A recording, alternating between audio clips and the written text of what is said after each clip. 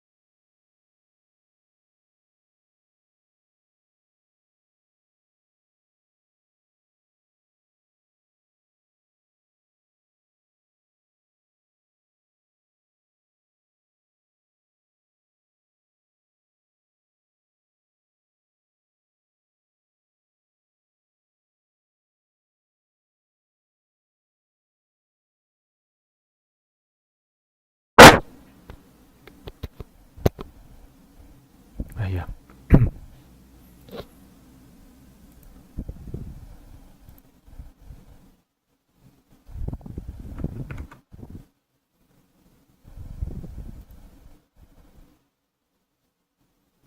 Ya está.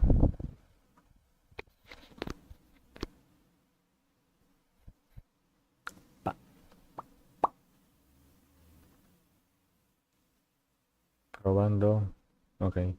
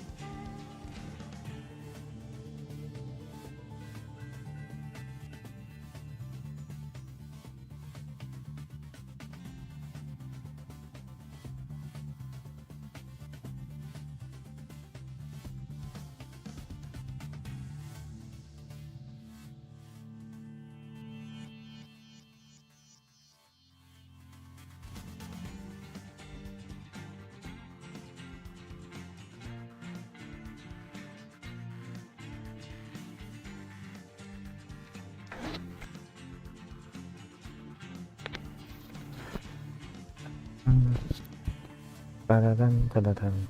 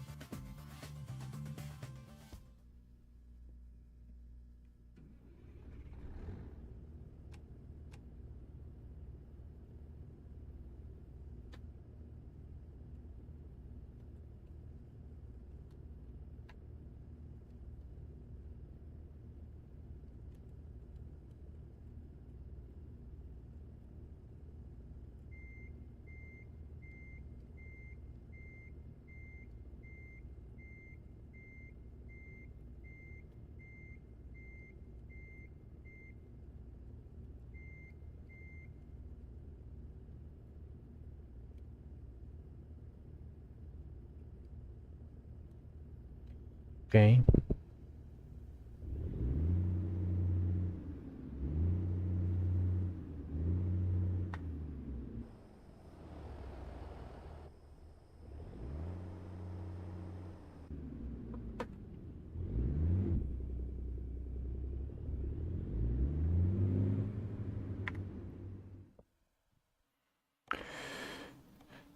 Sit.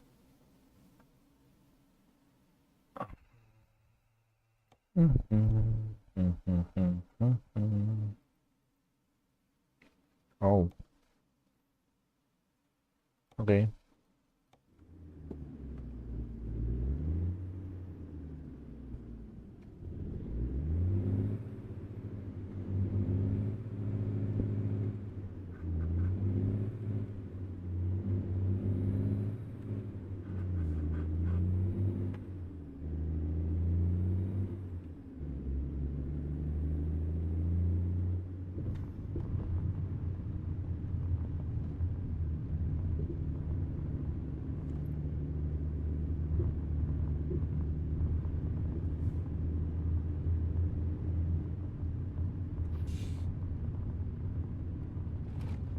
Shit.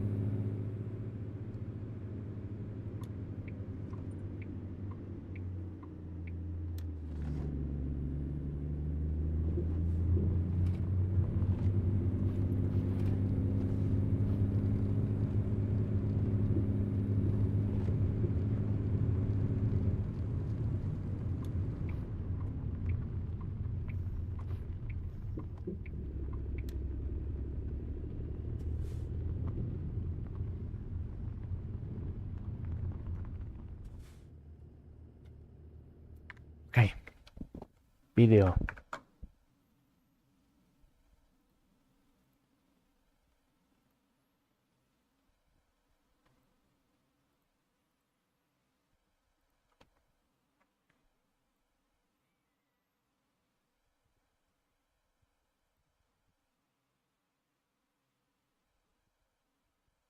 Everyone tell this man.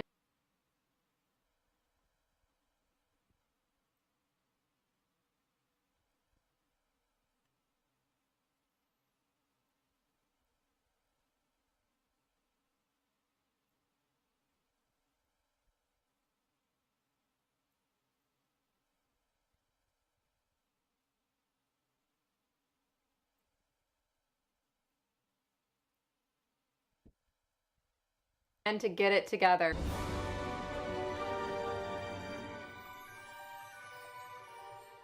Hi, so you guys might notice that it's a little bit darker in here, and that is because it is 8 p.m. and I was kind of waiting until it's a little bit later in the day to film this video because tonight I am going to be attempting to pair the H. van Goghi. They're very similar to the pumpkin patch tarantula, but they're like a different species. Same genus, different species. But yeah, I've had my female for quite some time, and I recently unboxed this male on the channel. I've fed them both, I've watered them both, I've pretty much done all I can to prep them. I did want to say, it's really funny. So I actually have been having Facebook automatically repost content from my Instagram. So for like the past like week or so, Facebook's automatically been posting my older reels from Instagram onto my Facebook. And today, on Father's Day, I think Facebook is like trying to get me canceled today, but on Father's Day, Facebook decided to repost this, and I'm just gonna show you guys because like, why did they do this? I don't know. It's relevant to today's video, so we're just gonna watch it together.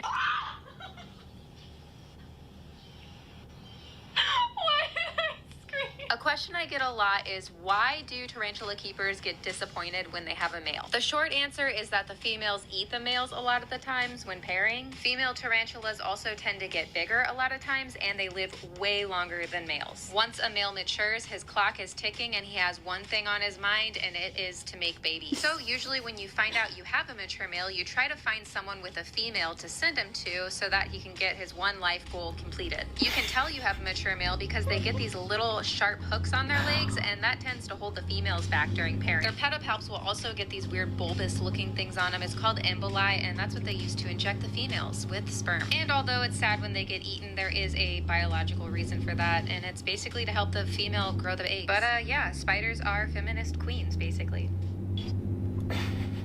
Why did it post that? Happy Father's Day. So I actually stopped making breeding videos for quite a while and just did it like quietly myself, because anytime a male gets hurt or eaten, there's like lots of criticism that follows it. And I understand it is sensitive. It's not something I enjoy, obviously, but it does happen. Basically, when the female does eat the male tarantula, that meal helps provide nutrients to the mother to grow the eggs and have the babies. So it's not like it's a total loss. Like, there is a meaning, there is a purpose, there is a reason why this happens in nature sometimes. That said, some species of tarantulas are more notorious for eating the males than others. Unfortunately, from what I've heard on the research that I've done, these females tend to be a little bit more aggressive with the males. Oh yeah, don't forget, my plushie is still out for pre-order. She is limited edition, and she's a jumbo bird-eating tarantula, Zelda, my tea, Sturmy. So if you did not pre-order one, better do it soon, because the countdown is still counting down, and then once they're gone, and you don't want to miss out. Tarantula time. All right, here we go. So my female, there she is in her burrow, and basically the male is gonna have to come convince her to get out of the burrow. So let's try to walk the man over. I don't know if he's gonna be able to like really climb up. Oh my gosh, see how spazzy these males can be? Oh, look at him, he's kicking hair. So he does have some pep in him. You guys, please, I'm gonna do my best, but sometimes the males can be really spazzy and it doesn't go well. Don't run there yet. I don't want you to run there yet. Yeah. So she is interested, but he is not yet. She's drumming. Look at her go. The fact that she hasn't just like ran out and snatched him is a really great sign, but he's not reciprocating the drumming really, and it seems like he's really nervous. Some mature males are like so skittish and so nervous and spazzy that it gets them killed, and honestly it looks like this guy's one of them. Like, look at him go. He's crawling out. I guess let's leave it for a minute and see if he drums, because I did see his pedipalps move just a little bit. I don't know if he was just trying to grip better or if he... Oh! He did a little bounce. It was very subtle, but that is like another thing I see males do when they're interested. They like kind of bounce their whole body instead of drum. Okay, I don't want to scare him, but I'm afraid he's gonna fall. So maybe I should like... Yeah, okay. Okay, good. So you can get up. Okay. All right, now he's in a better position. Now drum. Don't blow this, because she's into you, bro. Don't blow this.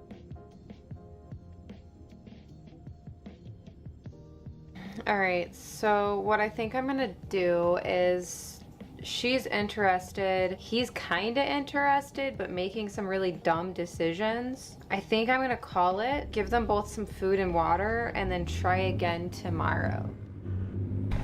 Day 2, here we are. And last night I messaged my friend Tom Saxon from Fangs TV. He's one of the best tarantula breeders I know. So I did message him last night and I asked him if he had paired H. Van Gogh. I said, I tried to tonight and the female came out of her burrow and was drumming like crazy, but the male kept walking out of the enclosure. He'd do a little bounce here and there, but always would just walk away from her. He said, yes, I have. Sounds pretty normal. This genus loves to bait males in. So I guess the female, like very aggressive with the males. I said everyone says she's just gonna eat him, so I was surprised to see her drumming. LOL, I removed him for now, but I don't know what to do next. He said males can really be hit or miss with how well they perform, but tend to be a little more skittish than their various subspecies counterparts, which makes sense because remember I told you this male is acting very sketchy. He's gonna get himself killed by being so skittish. Yes, he's skittish as F. It's gonna get him dead. He said just takes a lot of time and watching. Typically if I have males like that, I'll sit with them several pairings and at a certain point just end up leaving them in there when it gets too ridiculous to keep sitting there. Let's get this man. Let's go this way. This way, this way, this way. Ooh. It's summer, so you guys are gonna hear like all the background noises. Better lighting today because it's not dark yet. To be fair, I don't think this male was exactly the freshest when I got him. So I mean, he is kind of looking a little rough, but the important part is if he made a sperm web, which it looks like he did, which means he should be locked and loaded and ready to go.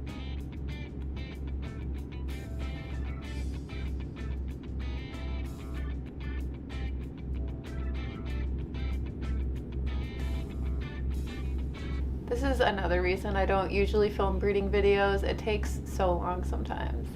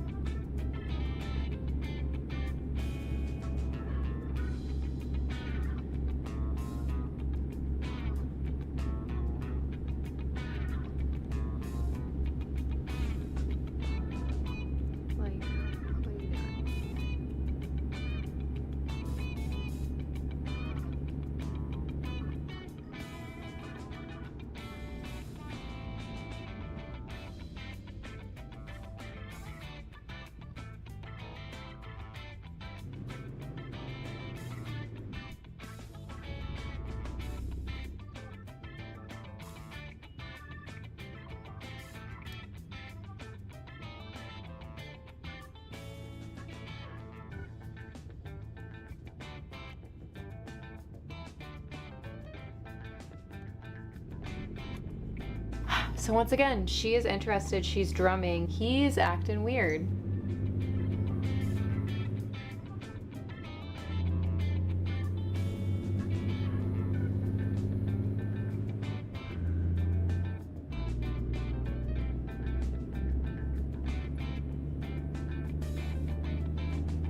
It's been about an hour, so I'm gonna call it. If he crawls out of this again, I'm putting him back in his enclosure and trying again later. All right. I don't know what's wrong with him. What?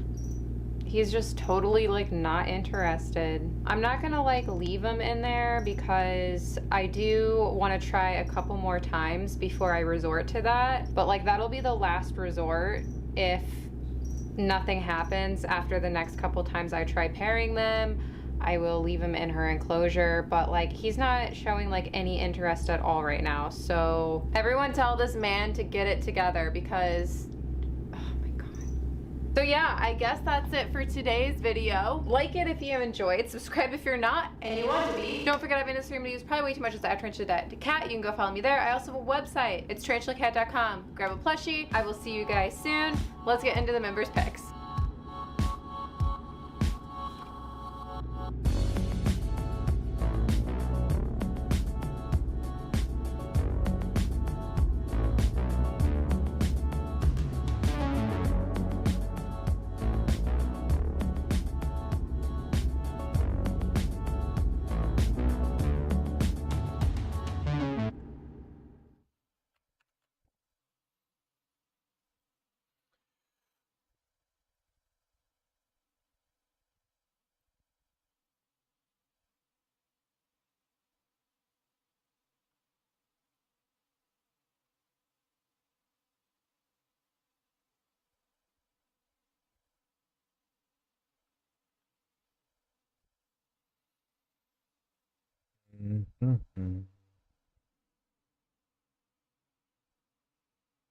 Oh.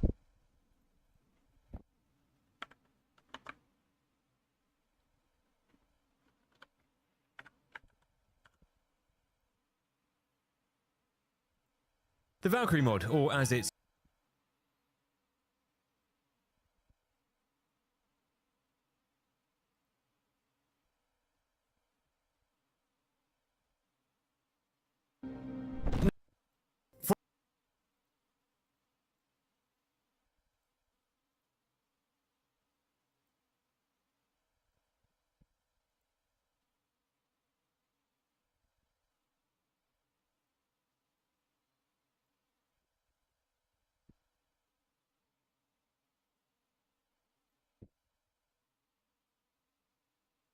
for our next upload of gaming garbage to YouTube, we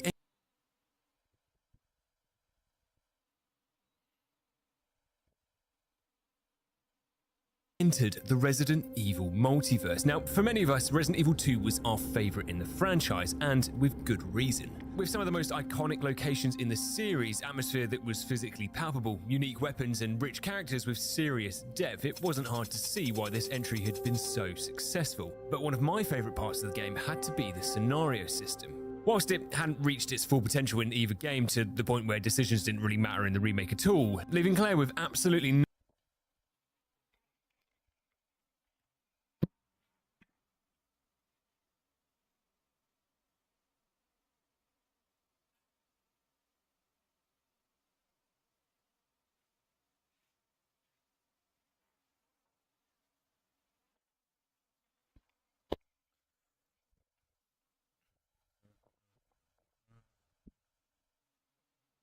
nothing in the Armory locker room back in OG RE2 had left a profound impact on me.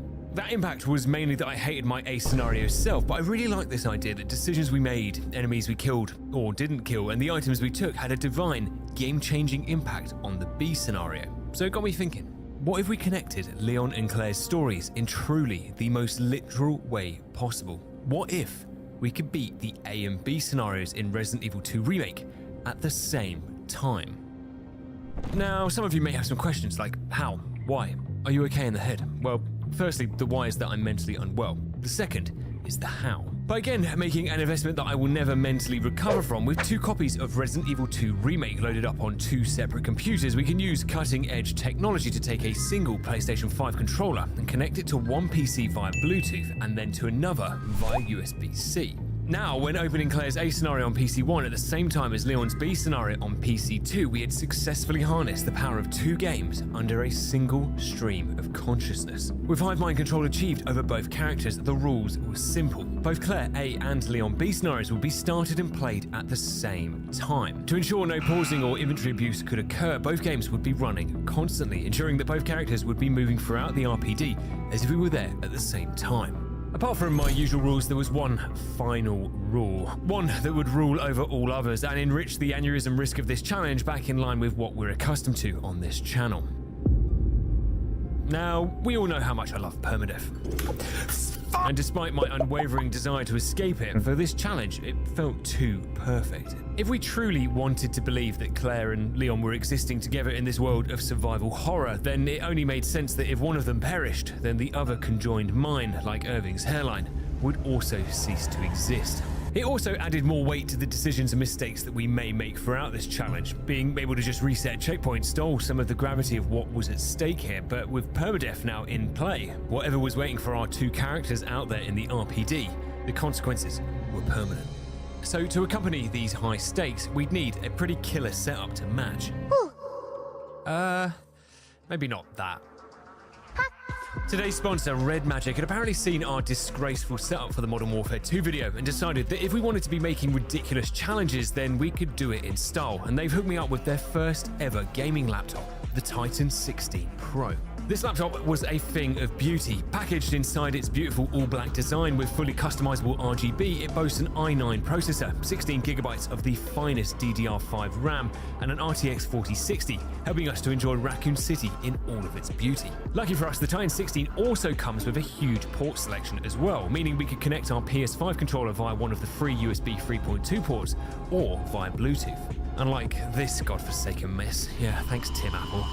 Considering the mental torture we were about to put ourselves through, this piece of hardware was more than capable of supporting us. So with Claire A ready to go on the Titan 16 and Leon B waiting on my main desktop, all that was left was to start Resident Evil's version of Fight Club. That's right. Now, many hardships awaited us in this challenge, but really the most painful one was me using a controller. As many of you will be aware, I am a native mouse and keyboard warrior, so using a controller had converted an already suspicious aim into the gaming equivalent of watching a toddler try to walk. Please, controller gamers, try and be gentle with me. It's my first time.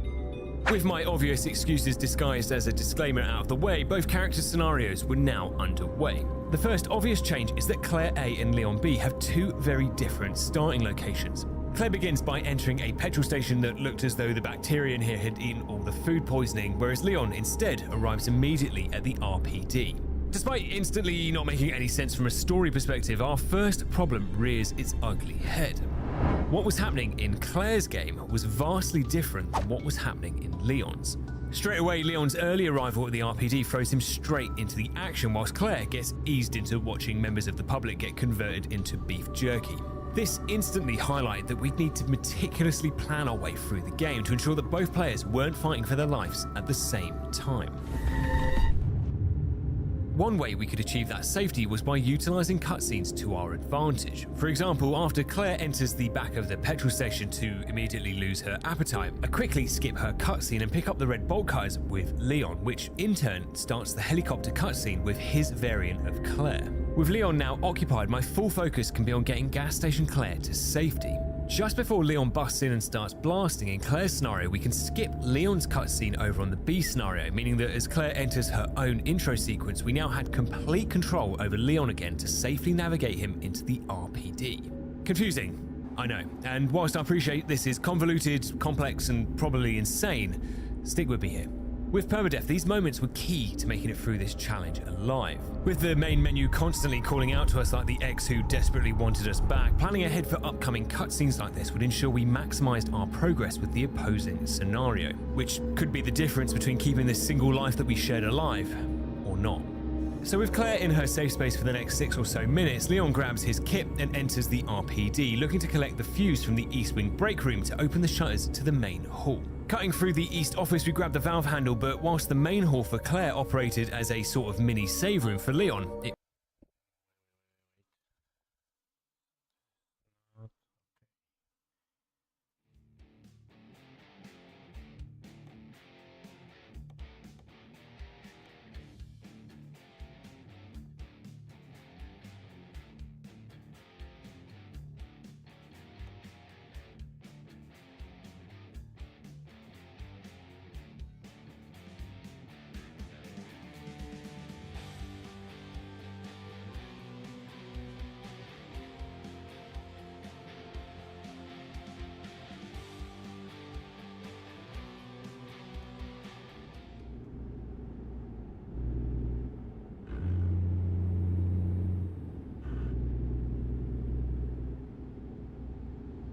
Okay.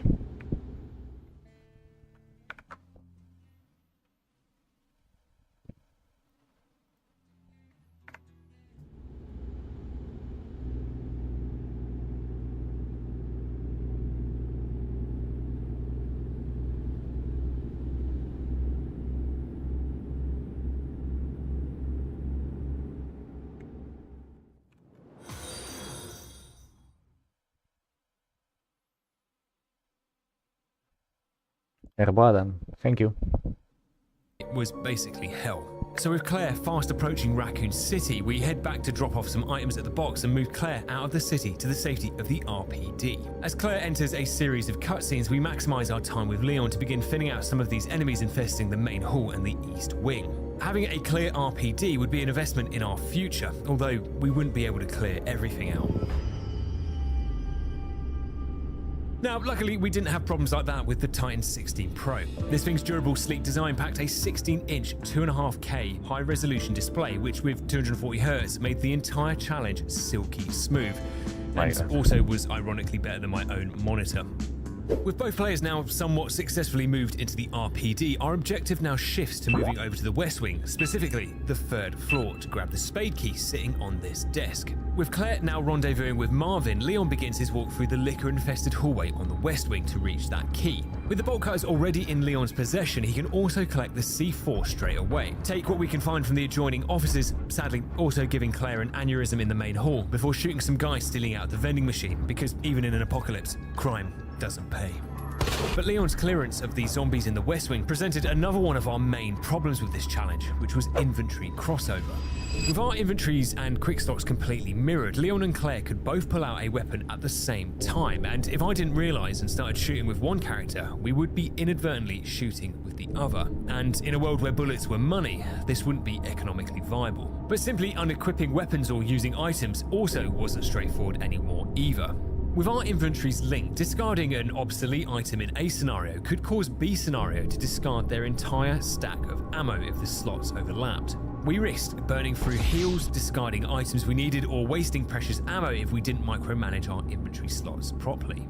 To start, we'd have to keep Claire's guns away from the same slots as Leon's. We'd need to put heals in slots that weren't in use by the other player or overlapped with key items, and so on. And one way that we could make that inventory management easier was forcing one player's inventory to open without the other.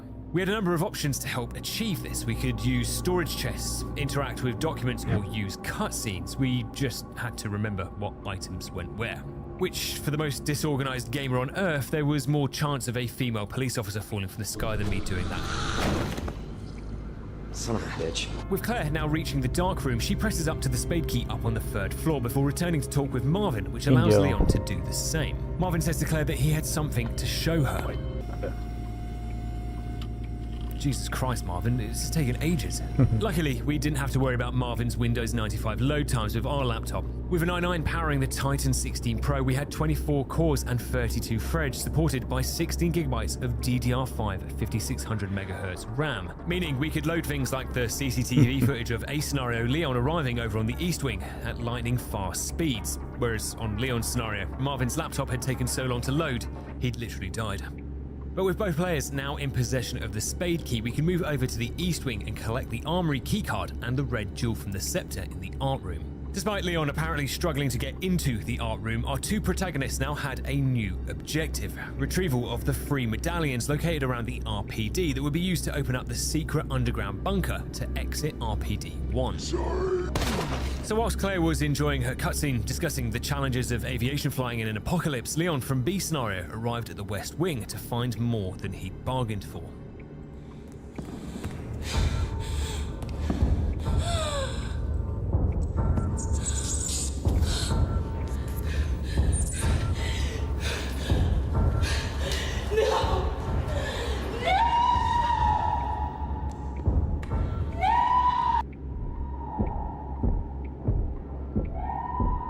Yeah, this was going to be a problem. While safety was now a banned commodity in Raccoon City, Mr. X's untimely arrival in the B scenario provided a large fish-shaped problem for Leon. For Claire, she didn't have to worry about Mr. X until she extinguished the helicopter, but for Leon and his heavily infested liquor hallways, Mr. X's footsteps were a stark reminder of how fragile this challenge really was. With my little TikTok brain's ability to focus being tested, we can drop back into the STARS office, which thankfully enforced a strict no fedora entrance policy. With Mr. X unable to open the door, Leon could collect the battery to make his homemade IED, gather some much needed supplies and the Magnum in relative peace before realizing that Claire had made questionable decisions on her path to trying to collect the red valve handle.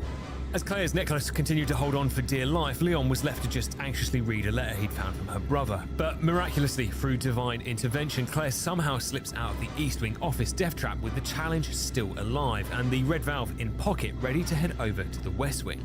Leon cautiously exits the STARS office as Claire heads around to collect the C4, both rendezvousing at the armory to use their keycards to retrieve the shotgun and grenade launcher respectively.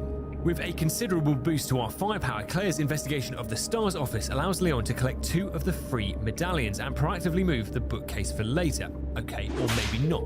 With DMX now in hot pursuit, Leon loops around and puts all the medallions in place, whilst Claire awkwardly tries to get through to the maiden medallion herself. Despite an unlikely challenge with Claire eventually successfully in possession of all 3 medallions, both players now arrive in the underground passages beneath the station to face our first boss fight.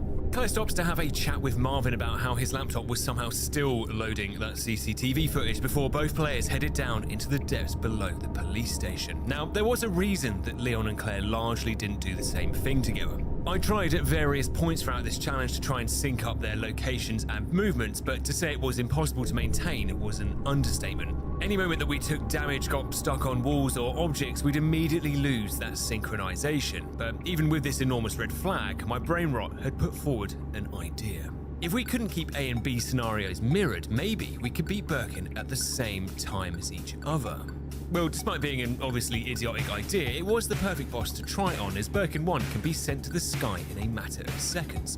For those unaware, the development team in charge of Resident Evil 2 Remake's knife had decided to balance its limited durability by making it a literal lightsaber, shipping it out as one of the strongest items in the game. The knife's damage output is now directly tied to your in-game FPS, so the more FPS you can get, the more frames the knife will have to do damage through an enemy. For Claire, with the Titan 16's RTX 4060, not only did we have the graphics cranked up to max to provide you with the silkiest smooth visuals for this challenge, but with the laptop's performance maximized using their inbuilt software, we still achieved plenty of FPS to make the knife strap more than viable for a scenario. So arriving at Birkin at the same time with our knives drawn out, despite some slight positional awkwardness, we complete a practically identical fight, with Claire sending Birkin into the abyss first in just 18 seconds. With Birkin now defeated ×2, Leon's cutscene with Ada provides Claire with enough time to mop up her arena items, after which Leon watches Ben get his head crushed for wearing shoes without socks, which, personally for me, the punishment fit the crime. With Ben's head turned into one of those weird squeezy toys, both characters had now inherited their newest objective, the car park keycard. Whilst Leon and Claire had slightly different locations for this objective, they both required the same items, these 2 electrical components to unlock their respective doors. As Claire was getting slapped about by irons and forced to bleed in her own blood, Leon moved over to the kennels to grab the diamond key, restore power to the car park, and collect the first electrical component. Claire, with her fresh black eye, only has the diamond key to grab from the morgue here. The first of her electrical components is hidden upstairs, but this key allows her to unlock the lift room and access Irons' office back into the RPD. With my focus obviously waning as I forget about this liquor that Rugby tackles Claire to within an inch of her life, we arrive moments later at Jeffrey Dahmer's bedroom. As Claire moves in to collect the heart key, Leon begins decongesting his freshly congested corridor back in RPD-2 as Claire opens up her airways with her grenade launcher. With Claire now 2 eyebrows down, it was a quick reminder that this challenge still required vigilance. For the rest of RPD-2, our hero's final destination is the same place, the clock tower up on the 3rd floor where the 2nd unit was being stored. To get access to the 3rd floor, we'd need to lower this bookcase down using the jack, which for both players can be accessed via different doors over on the west wing. First stop for Leon is to hit the roof as Claire grabs the heart key and unlocks Irons' office door. Leon's massive piece of rear cake bends literal steel as Claire fights her way through to the large cog and her first electrical unit. Both players now need to turn the water on to extinguish the helicopter parked illegally inside the police station corridor. The water valve is located in the same spot for both players, but for Leon, fighting through the 2 zombies here gives him access to the janitor's closet and the club key, Leon's equivalent of the heart key, whilst for Claire, it's blocked off. Claire's questionable zombie extermination techniques aside, her extinguishing of the helicopter brings Mr. X into her timeline to now ruin her day as much as Leon's. But with speed on our side, we dive back into the RPD as Leon gets stuck inside the janitor's closet, but as we took a shortcut through the main office, the previous laser focus on playing 2 scenarios at the same time was starting to crack. I'd done this several times now, but keeping track of enemies and specifically their changes across the 2 campaigns was scrambling my brain. I didn't always remember who was where and what was who, but with the liquors now taken out on Claire's scenario, it saves her a Mr. X-shaped headache, but retained a future migraine for Leon. With access to the records room, Claire now had the jack handle to lower the library bookcases, but with Mr. X still showing complete disregard for the social distancing rules in this current pandemic, it was making life difficult. With Leon beginning the same journey, his door to the jack was located in the narrow west hallway. You know, the one full of liquors. Well, with Mr. X sufficiently lost, Leon had grabbed the jack but faced a complicated route back through to the save room.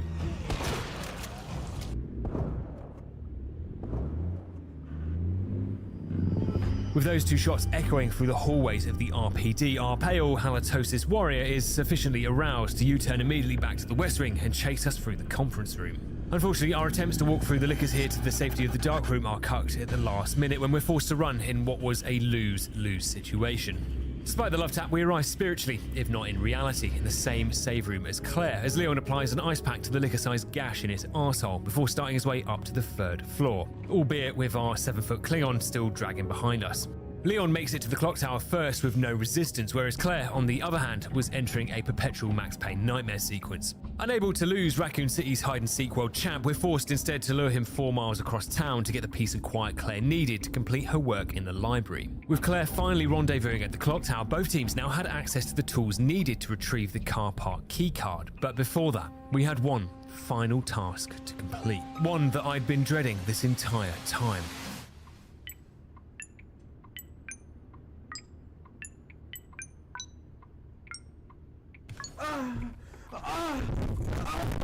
After the first one, the novelty had immediately worn off, and I could hear Mr. X laughing at me outside the save room as my apparent inability to remember basic number sequences continued to kill me slowly from the inside. Despite my performance with these puzzles probably being a red flag to my doctor that I had severe learning difficulties, my eventual completion 3.5 hours later felt worth it, as we could now raid the armory of its remaining goods. Mr. X's patience had apparently been sufficiently drained, however, as he immediately catches up to Leon on his way over to the East Wing basement staircase and immediately punched Claire in the face as soon as she left the armory. With Claire quickly using the mirror over in the East Wing's interrogation room to check her fresh black eyes, she collects the jewelry box so she can access the MAC-10, but a ripple sent directly into Mr. X's face as Claire left the interrogation room had inadvertently sent a ripple across time into Leon's universe. Somehow, Mr. X had returned and forced Leon into the forbidden West Wing corridor.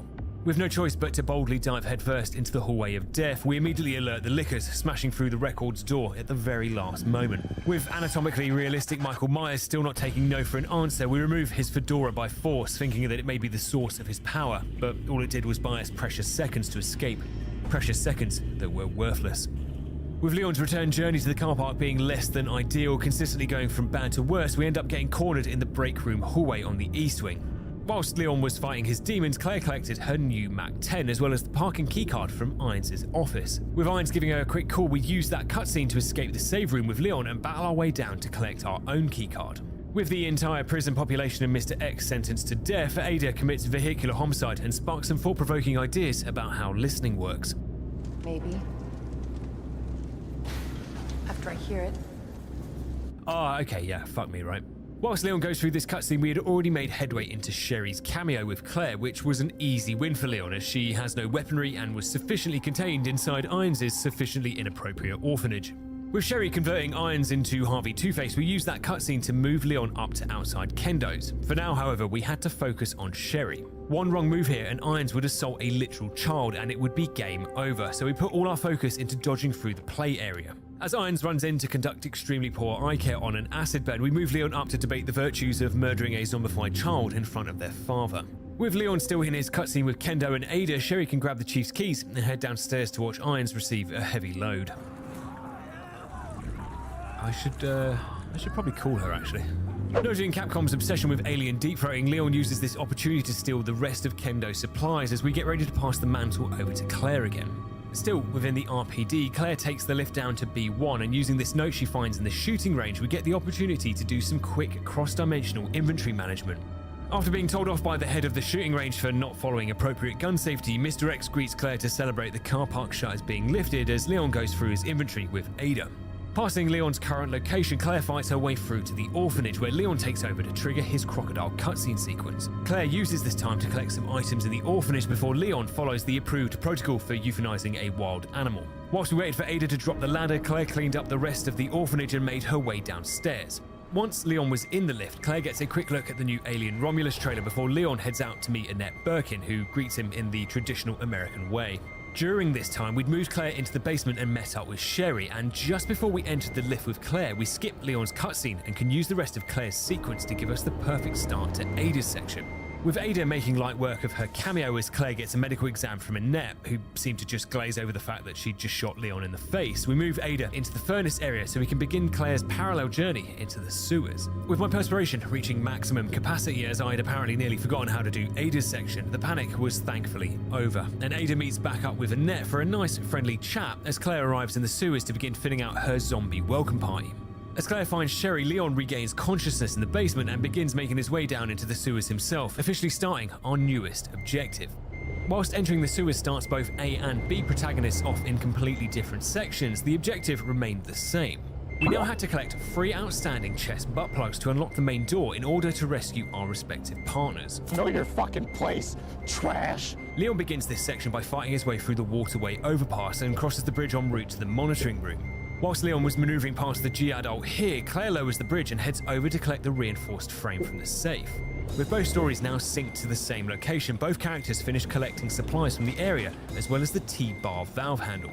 Claire makes Lady Dimitrescu proud by continuing to shoot all of the male workers down here in the dick before moving past her first G-Adult and up to the waterway overpass where Leon had started. With the area sufficiently sterilized, Claire moves up to collect the wildly generically named sewer key, whilst Leon leaves in search of that same key. Despite Leon fighting Agent Smith in zombie form, Claire dodges past the G-Adults, blocking her way back up to the overpass, allowing her to start exploring the locked doors as Leon arrives at the lift. With both players clearing zombies out and exploring the secrets hidden behind the filing cabinet, we move both players back into the RPD for one final cleanup. Both players put the RPD dongle inside the weapons cabinet to get themselves the Magnum long barrel and the MAC-10 silencer before heading off to develop the secret film that we'd collected in the sewers. The picture reveals the location of secret weapon parts in Wesker's desk drawer in the STARS office, as well as some ammo for Leon's flamethrower and Claire's spark shot over in the press briefing room. Embarrassingly, my biggest challenge here was trying to fight this single lone zombie with Leon on the first floor, as my disgusting inventory management practices had come back to haunt me. Literally, every single item in Leon's inventory was the opposite of synergized in Claire's inventory, and after about 15 minutes of tragic inventory Tetris, the zombie was ushered onto the afterlife, as Claire also got an opportunity to pass on her best wishes to Marvin. En route back into the sewers, we'd collected a nice amount of inventory space, meaning that our joint inventories were back to being pretty okay. Space similarly wasn't a problem for the Titan 16 Pro. I'd been recording now for about 5 hours straight with the highest OBS quality settings, and we'd barely even touched the sides of its exceptionally fast 1TB SSD.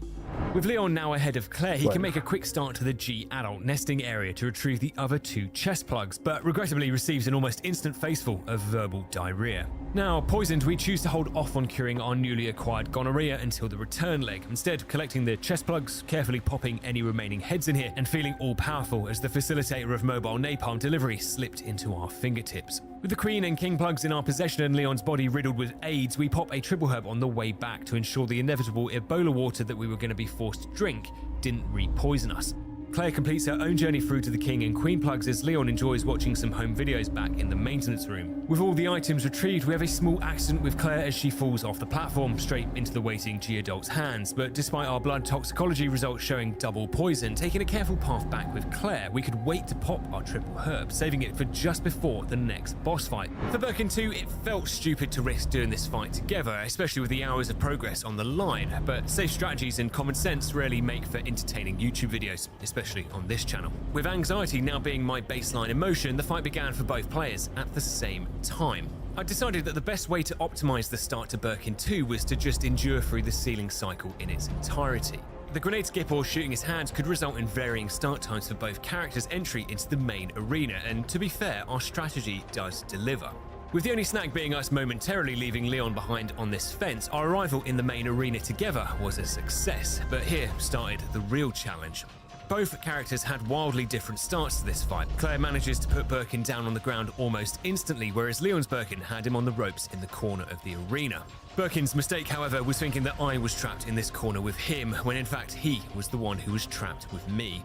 The knife was still as strong as it ever was, and even with Claire missing out on her own damage cycle, Leon's magnum shot stunned Birkin to perfectly set up a chronic OSHA violation, leaving Claire to chalk her own Birkin off her list moments later.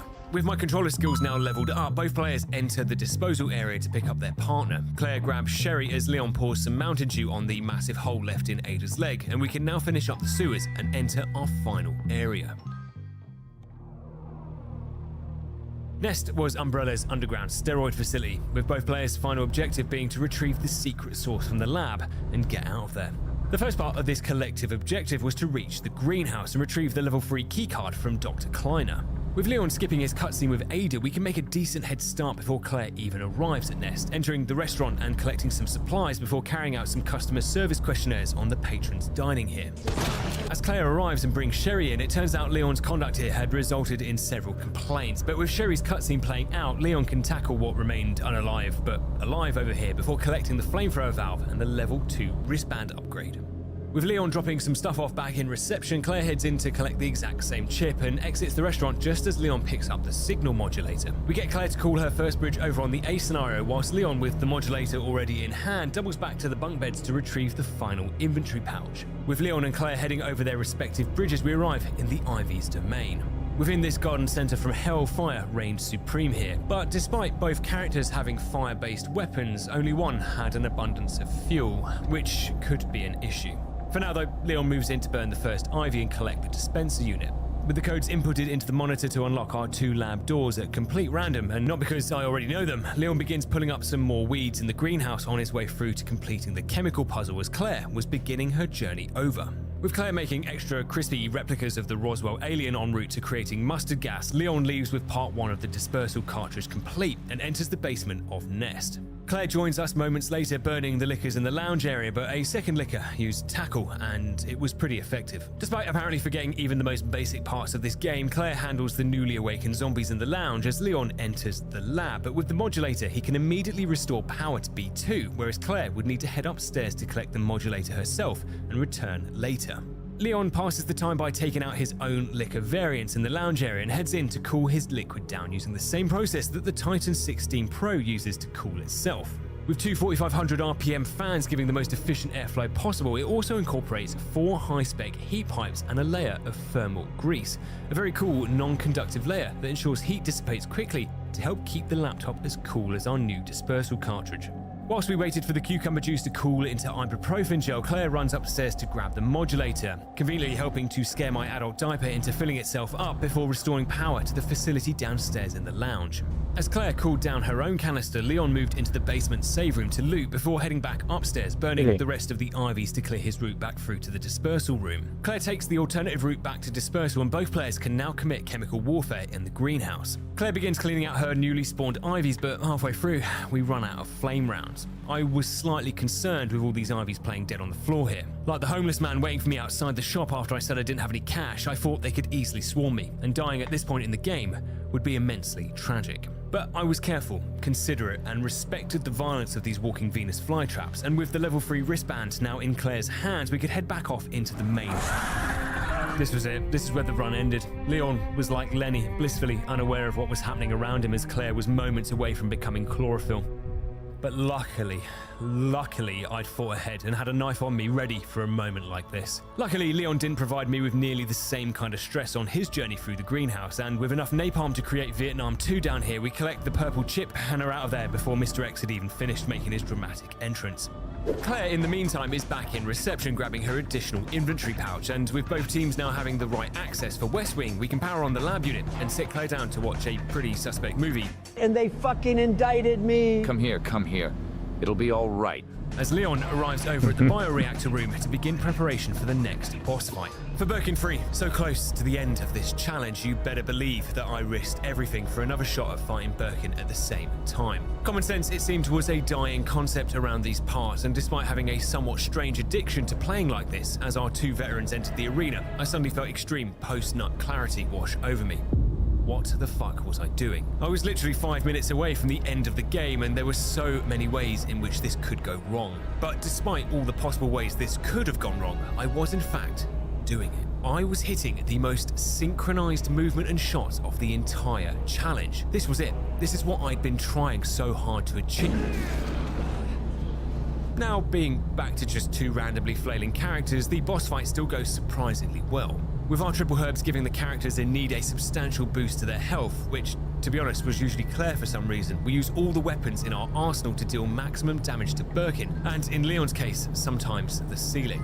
With one final rocket-propelled Alka-Seltzer giving Claire another first-place finish in the Birkin World Cup, closing out her run at 2 out of 3 victories, Leon finishes Birkin off with the Magnum, allowing both players to clean up their arena before grabbing the lift upstairs. Now, heading back into the main section of Nest, this next segment requires some finesse. Before Claire arrived to start applying alternative medicine to Sherry's extreme pink eye, we'd need to cut short Leon's emotional moment with Ada.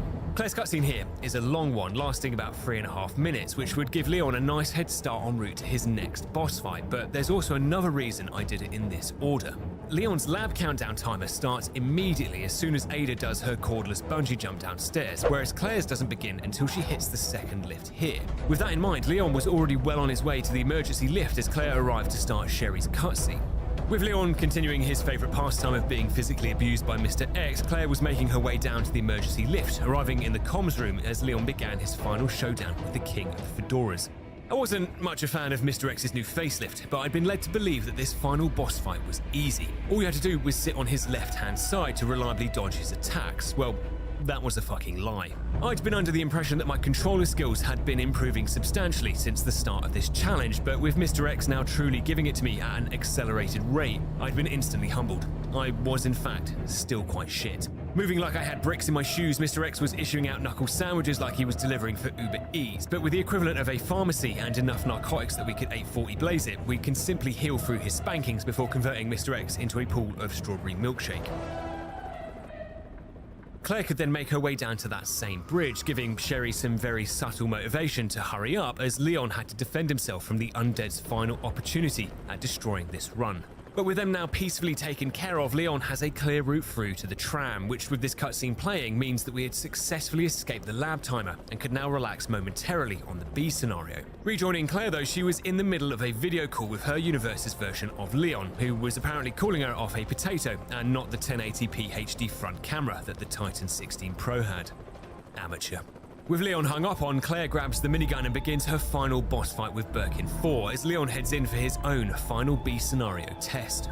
Now, my only issue with Birkin 5 is that his only attack in this fight is a one-shot insta-kill. Pretty high stakes of being within touching distance of the end credit sequence, so naturally a sacrifice needed to be made here, and that sacrifice was Claire's happiness. She takes a huge amount of damage on Leon's behalf as we try to legally taser Birkin in the face whilst trying to burn him at the same time with Leon. With Birkin 5's big eyeballs now exposed, with Leon's leftover rocket launcher, we flush the G-Virus turd down the toilet one final time, freeing Claire from her paralysis to unleash the Redfield bloodline on Birkin 4. And just like that, we had achieved the improbable. With Sherry seemingly getting over the violent murder of her mother by her father almost immediately, the credit sequences began to symbolically roll at almost the exact same time, closing out this challenge with both stories becoming one once more. The end credits music was prophetic. There was indeed two sides to every story, and playing through these two stories at the same time had been enough of a challenge for me. A huge thank you again to Red Magic for sponsoring today's video. The Titan 16 Pro was an absolute dream to play on, and if any of you are in the market for a new gaming laptop, be sure to check out the link in the description or the pinned comment for more info on Red Magic's first ever gaming laptop. And as always, the biggest thank you goes to all of you for watching. For us now, it was a time for reflection on what the hell we were doing with our lives, as well as the challenge. So, can you beat Resident Evil 2 Remake's A and B scenarios at the exact same time? Sure you can, but why in the name of all things holy would you want to?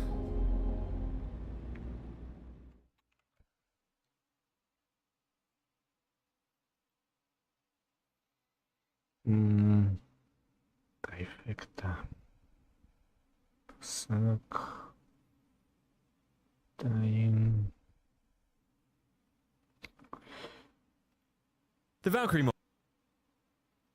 No. This.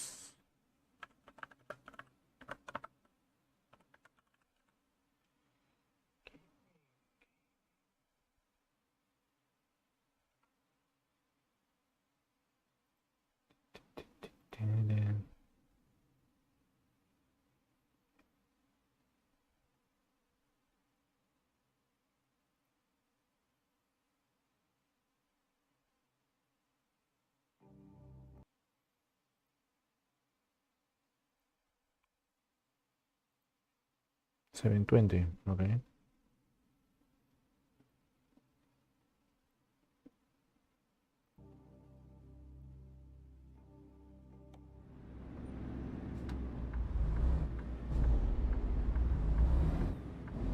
Many occult traditions have been central to the story of Silent Hill.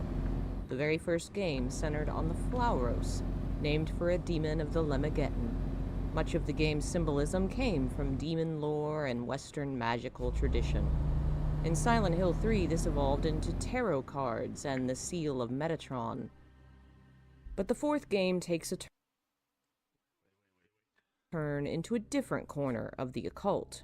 Silent Hill 4 leaves behind obvious symbolic elements like cards and seals, focusing instead on numbers. Numerology has been an element of occult tradition for millennia.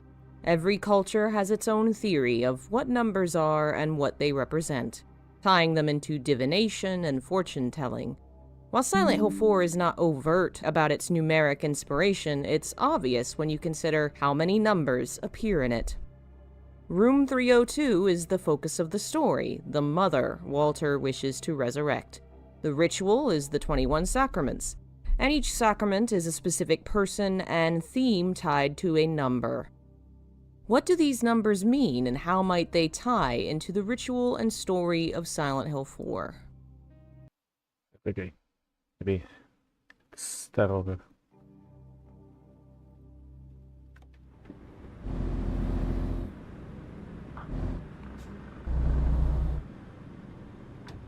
Many occult traditions have been central to the story of Silent Hill. The very first game centered on the Flauros, named for a demon of the Lemageddon. Much of the game's symbolism came from demon lore and Western magical tradition. In Silent Hill 3, this evolved into tarot cards and the Seal of Metatron. But the fourth game takes a turn into a different corner of the occult. Silent Hill 4 leaves behind obvious symbolic elements like cards and seals, focusing instead on numbers. Numerology has been an element of occult tradition for millennia. Every culture has its own theory of what numbers are and what they represent, tying them into divination and fortune-telling. While Silent Hill 4 is not overt about its numeric inspiration, it's obvious when you consider how many numbers appear in it. Room 302 is the focus of the story, the mother Walter wishes to resurrect. The ritual is the 21 sacraments, and each sacrament is a specific person and theme tied to a number. What do these numbers mean, and how might they tie into the ritual and story of Silent Hill 4?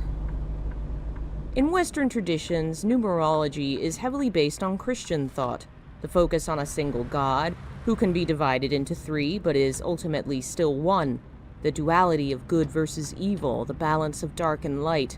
All of this is found in Western numerology. 0 is an empty circle that indicates nothing, representing potential. It is the origin of all, since everything came from nothing, and it has the capability to become anything. 1 is God, the ultimate, the symbol of creation and all existence. It is masculine, creative, powerful. It is the being that creates all, and all comes from it. The self, the ego, the leader, and creator. 1 represents beginnings as well as destruction, breaking down the old. 2, on the other hand, is feminine. It is balance, duality, opposites, dark and light, this and that. It is feelings and consciousness, imbalance and imperfection. 3 is perfection, complexity, the Trinity of the Father, Son, and Holy Ghost. It represents personal creativity, initiative, action, and creation. 4 represents the material world. In ancient alchemical thought, 4 elements made all creation, so the number 4 represents this physical world we are in, the pieces that create it. It is practical, instinctual, logical, and concrete. 5 represents the senses, the world we experience, the physical personal realm. It represents facts and knowledge. 6 is imagination, abstraction, the physical world plus 1, representing what's beyond physical, what's fantasy. It represents harmony, a perfect balance of the Trinity twice, the number of God and the number of balance. 7 is a number of power, tying into many things the ancients believed were solid facts about the universe. There were 7 planets, 7 days of the week, 7 angels of Revelation, 7 hills in Rome. The number 7 was part of the fabric of reality. And since the Trinity plus the material world made 7, 7 was said to represent all reality, the physical and imaginary and divine. 8 is eternity, timelessness, empty space, the unconscious. 9 is the Trinity times itself, making it representative of the divine, of completion, of spiritual creation, representing endings as well as new beginnings. The interpretation of these numbers has been used on everything from personal names to words in the Bible, all in an attempt to determine possible future events or what type of job someone should get. The meanings of the individual numbers can be combined to interpret larger numbers going into infinity, and still today, many believe these numbers hold secret meanings for each of us. But what meaning do they hold for Silent Hill 4 and the 21 Sacraments? One of the most important numbers of the title is 302. It is our hub, our home, which Walter wishes to take over and invade. The only way in and out of this apartment is through holes, and 302 has a hole right in the middle of it. That hole represents nothingness, potential. It is the womb which Walter wishes to return to, the room in which he was born. On one side is the number for the Trinity, for God and the divine, and on the other, the human number, the male and female, balance. It's a pretty well-picked number for our home base. Another important number in the game is the number 4, though it's far more subtle. Most of the world building and level design is centered around a pattern of 4. There are 4 Walters in the game. There are 4 central worlds. There are 4 victims Henry fails to save. 4 items used to finish a puzzle. 4 numbers to unlock a keypad. 4 possible endings to the game. Most of the numbers in the game relate to the sacraments, with each tied to a specific victim. Clearly, some will not be important in terms of numerology. Everyone has to have a number, and some will be random. But some of the combinations do seem to have deeper meaning. Take Walter's number, 11. As both killer and sacrifice, Walter's number divides the sacrifices in half. 10 while he was alive, another 10 after his death. The assumption is meant to make him a spirit who can kill, a god in a sense. And the number 11 is the deity twice. 1 is divine, creator, all-powerful. Walter is in essence doubling God by making himself into a killer spirit. Eileen's number also has some relevance to her role. She is victim 20, a solid number and a feminine one. The 2 is considered the female number of balance and feeling. The 0, the number for the womb and potential. Together, 20 becomes a number of female potential, of the unborn. And of course, there is 21. It too is a feminine number, with the 2 leading, but the one behind it is masculine, divine, powerful. It is imbalanced, 1 number off of a solid foundation, and that 1 extra is Walter. Without him, there are 20 sacrifices, an easily divisible number. The 21st sacrifice, Henry, is a bit off balance, just like the number. A sacrament typically refers to Christian traditions, believed to be instituted by Christ himself, considered to be a visible form of grace. It is God's grace made manifest, the holy blessing brought to earth. Which rituals varies by tradition, but often includes baptism, first communion, confession, ordination, anointing, even marriage. The term comes from the Latin sacer, meaning sacred or holy. Originally, it was used in Rome to refer to a soldier's oath of allegiance to the city. It is a solemn, religious bond, a ritual that transforms the performer and brings them closer to God. Some of the objects found in Silent Hill relate to these traditions, particularly the white chrism. Chrism, also known as myrrh, is a mixture of oil and perfume used in anointing and other sacraments. It has been used for healing, to bless churches, and as part of baptisms. In Silent Hill 4, you can see a bottle of white chrism in the room with Walter's body, alongside a mortar and pestle, 2 candles, a book, and the... Hey, hola, Shen. Estaba terminando. Sí, terminé de masterizar el... ¿Cómo se llama? El Super Mario.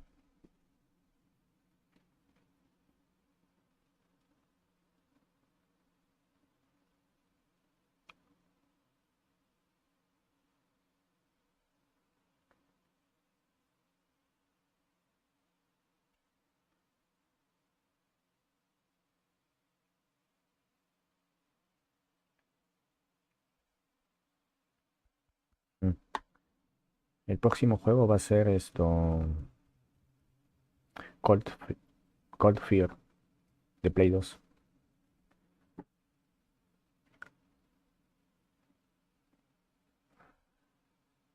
Obsidian Goblet.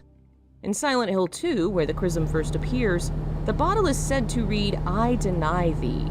In that game, it is used in the rebirth ending. Perhaps these words are a denial of death. Walter, dying and being reborn, is also denying the afterlife. The texts which discuss the stages of the 21 Sacrament ritual refer to 4 signs. There are the first, second, third, and final signs, in a similar style to the signs depicted in Revelations. The biblical text describes a coming apocalypse and the events that precede it, including a series of 7 signs. The first is a pregnant woman clothed in the sun, the second is a great red dragon, and the third a male child. The usage of similar language in the 21 Sacraments implies this is an apocalyptic ritual, something that will end one world in the process of creating another. Later in the game, Jasper refers to the signs as revelations. When he sees young Walter, he grows excited. He proclaims that the third revelation is finally here. In the Wish House, we are able to read the entirety of the sacraments for the first time. The Descent of the Holy Mother, the 21 Sacraments, is the full title. It goes on to describe the signs in biblical fashion, with God giving instructions to her followers. Simplemente ya terminé de masterizar el Super Mario. Y el próximo juego va a ser Cold Fear de Play 2, que se parece un poco al Silent Hill Revelations.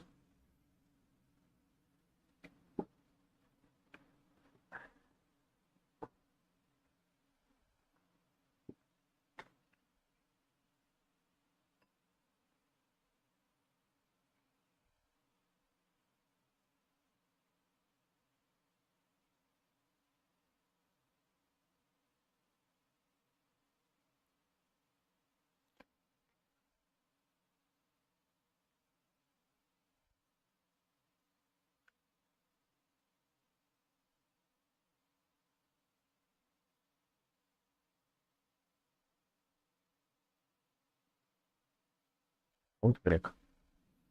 Pero no lo habías terminado ya.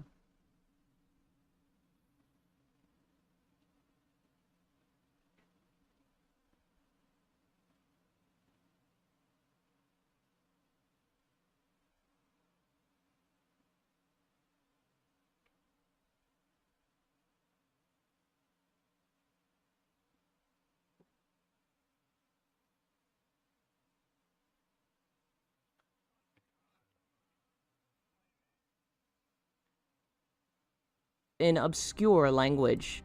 Examining the Japanese and English versions, you get a fuller picture of what the ritual might be saying. In Japanese, the texts of the sacraments are referred to as keiji, which can be translated as divine revelation.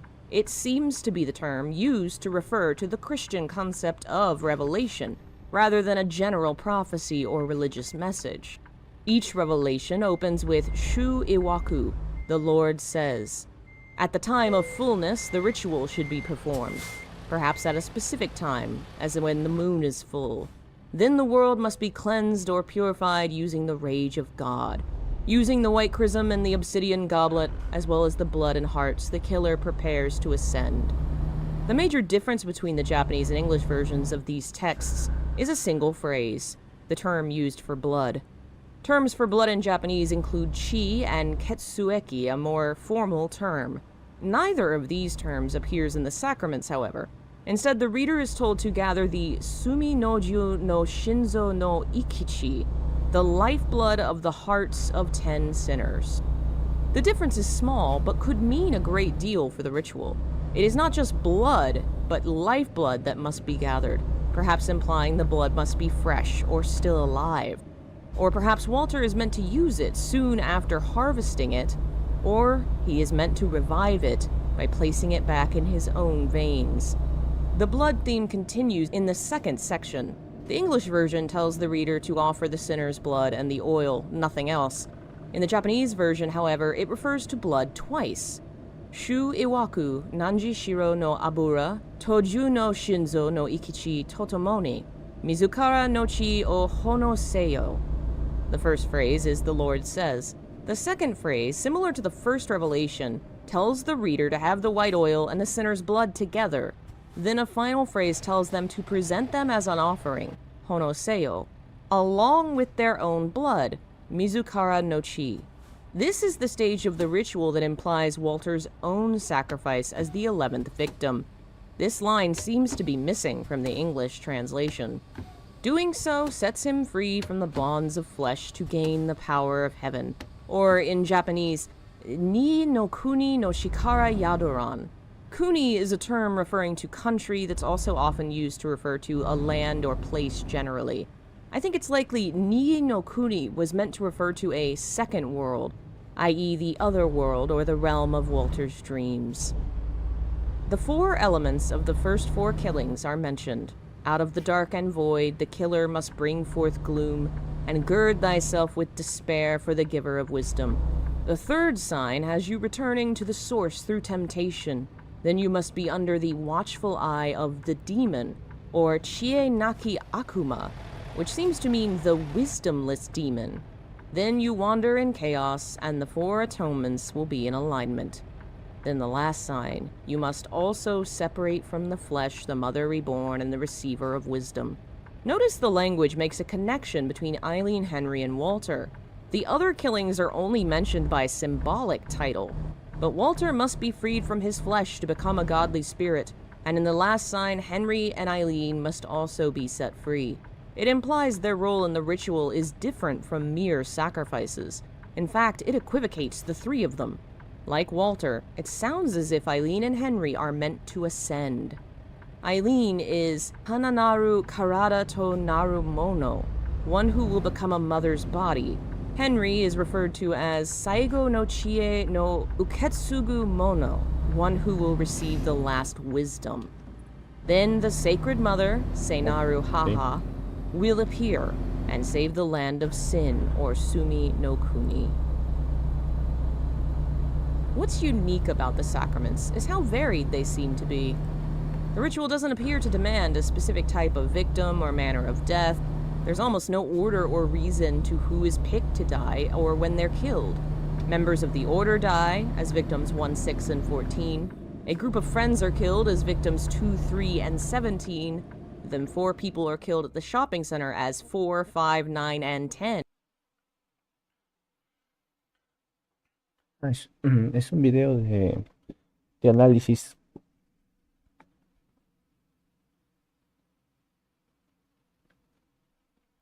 De análisis de Silent Hill, el universo de Silent Hill. Terminaste el 1.5 y el Outbreak Online el otro día.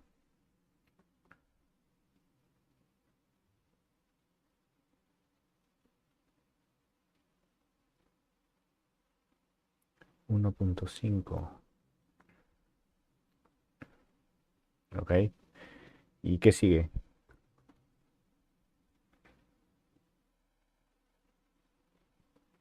¿Algún juego nuevo? Porque yo pensaba volver al Resident Evil 2, tal vez, o al 3, pero el problema es de que sus achievements, sus trofeos se repiten.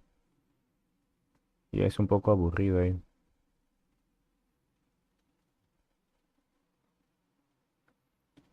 Por ejemplo, tienes que matar a los jefes sin daño. Al Code Verónica.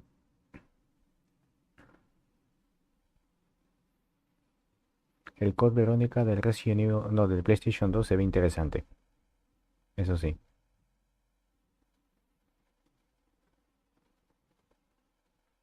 Creo que ahí tienes que terminar el juego solo con cuchillo. Lo cual se puede, ¿no? Porque ya lo terminé el juego y ahí también tienes que solo matar los enemigos básicos, 7 nomás, o algo así.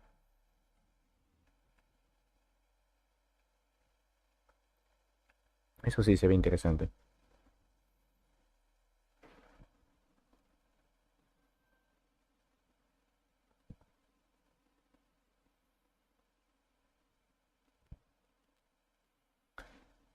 Sí, pues está interesante. Yo pensaba jugar Resident Evil 2, pero después me di cuenta que ¿cómo se llama? Tengo que volver a desbloquear Tofu en el GameCube. Y me dio una flojera. Dios santo. ¿El Mario lo terminé? Sí, ya lo terminé. Esto... Los minijuegos están... No sé. Están fuera de lugar, creo. Tuve que usar mi tableta gráfica para poder sacarlos. Porque si no, está muy complicado con el mouse.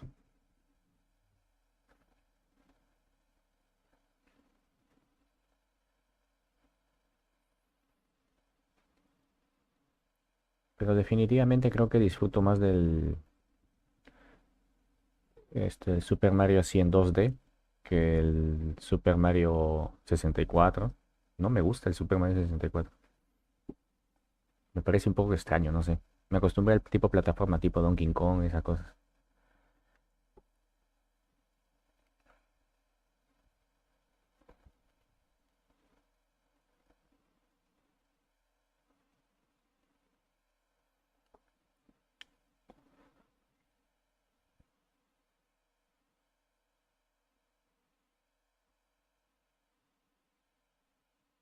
Pues seguimos. Considering the mystery surrounding Walter's death alongside the random, illogical pattern of his killings, one conclusion seems likely. He was already more than human, even before he died. There's only one certain fact we can know about Walter's victims, based upon a small piece of lore revealed in-game. I think it's likely his victims were chosen for him, years before the events of the game began, because of a line of dialogue. When Walter and Cynthia meet in the subway, Cynthia is put off when Walter claims to have already known her name, having first heard it 10 years before. Quieres jugar un Mario, pero no sabes.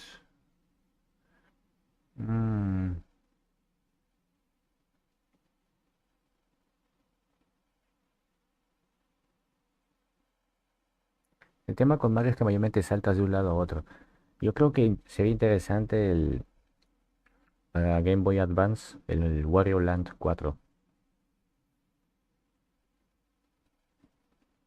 Porque ahí Wario puede cargar, o sea, puede golpear paredes y esas cosas. Se ve interesante.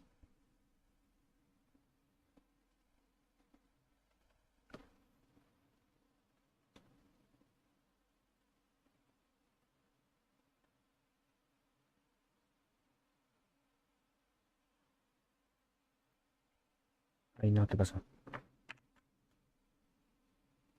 There are many theories as to what this means, primarily that Walter was stalking her, but the timeline clears up any misconceptions. 34 years before the game began, Walter was born.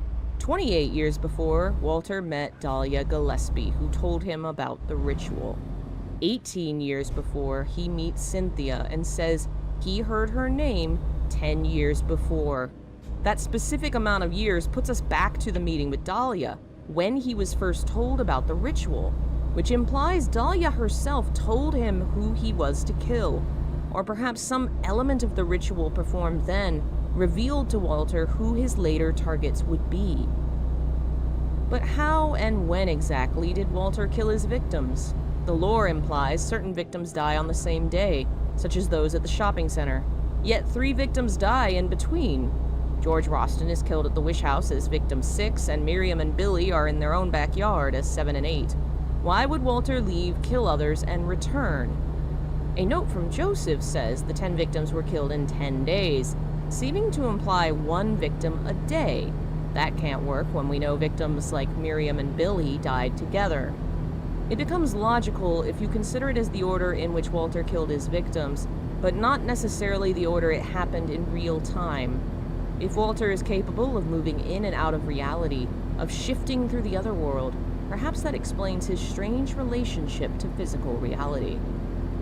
Before the ritual's beginnings, one of Walter's teachers allows Voltiel into his mind, so he can complete the ritual. Voltiel, the demon attendant of God, is associated with the other world and the transition between. This could be the source of Walter's burgeoning power, and would explain why no evidence, no fingerprints or fibers were found on his victims. He was not there in the physical world, but was in between worlds. The manner of deaths he uses also implies an increasing frantic energy to the killings. He begins with Jimmy Stone, his former priest, shooting him in the back of the head with a gun. This implies some trust, a relationship, as Jimmy had his back to Walter, but it lacks a sense of bloodlust. A single shot to the back of the head is quick, painless, and almost merciful. His next victims increase in number and intensity.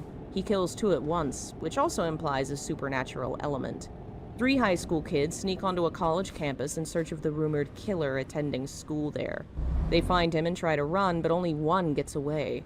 How could the killer pin 2 people at once unless supernatural powers were in play? Both Bobby and Sign are caught and suffocated.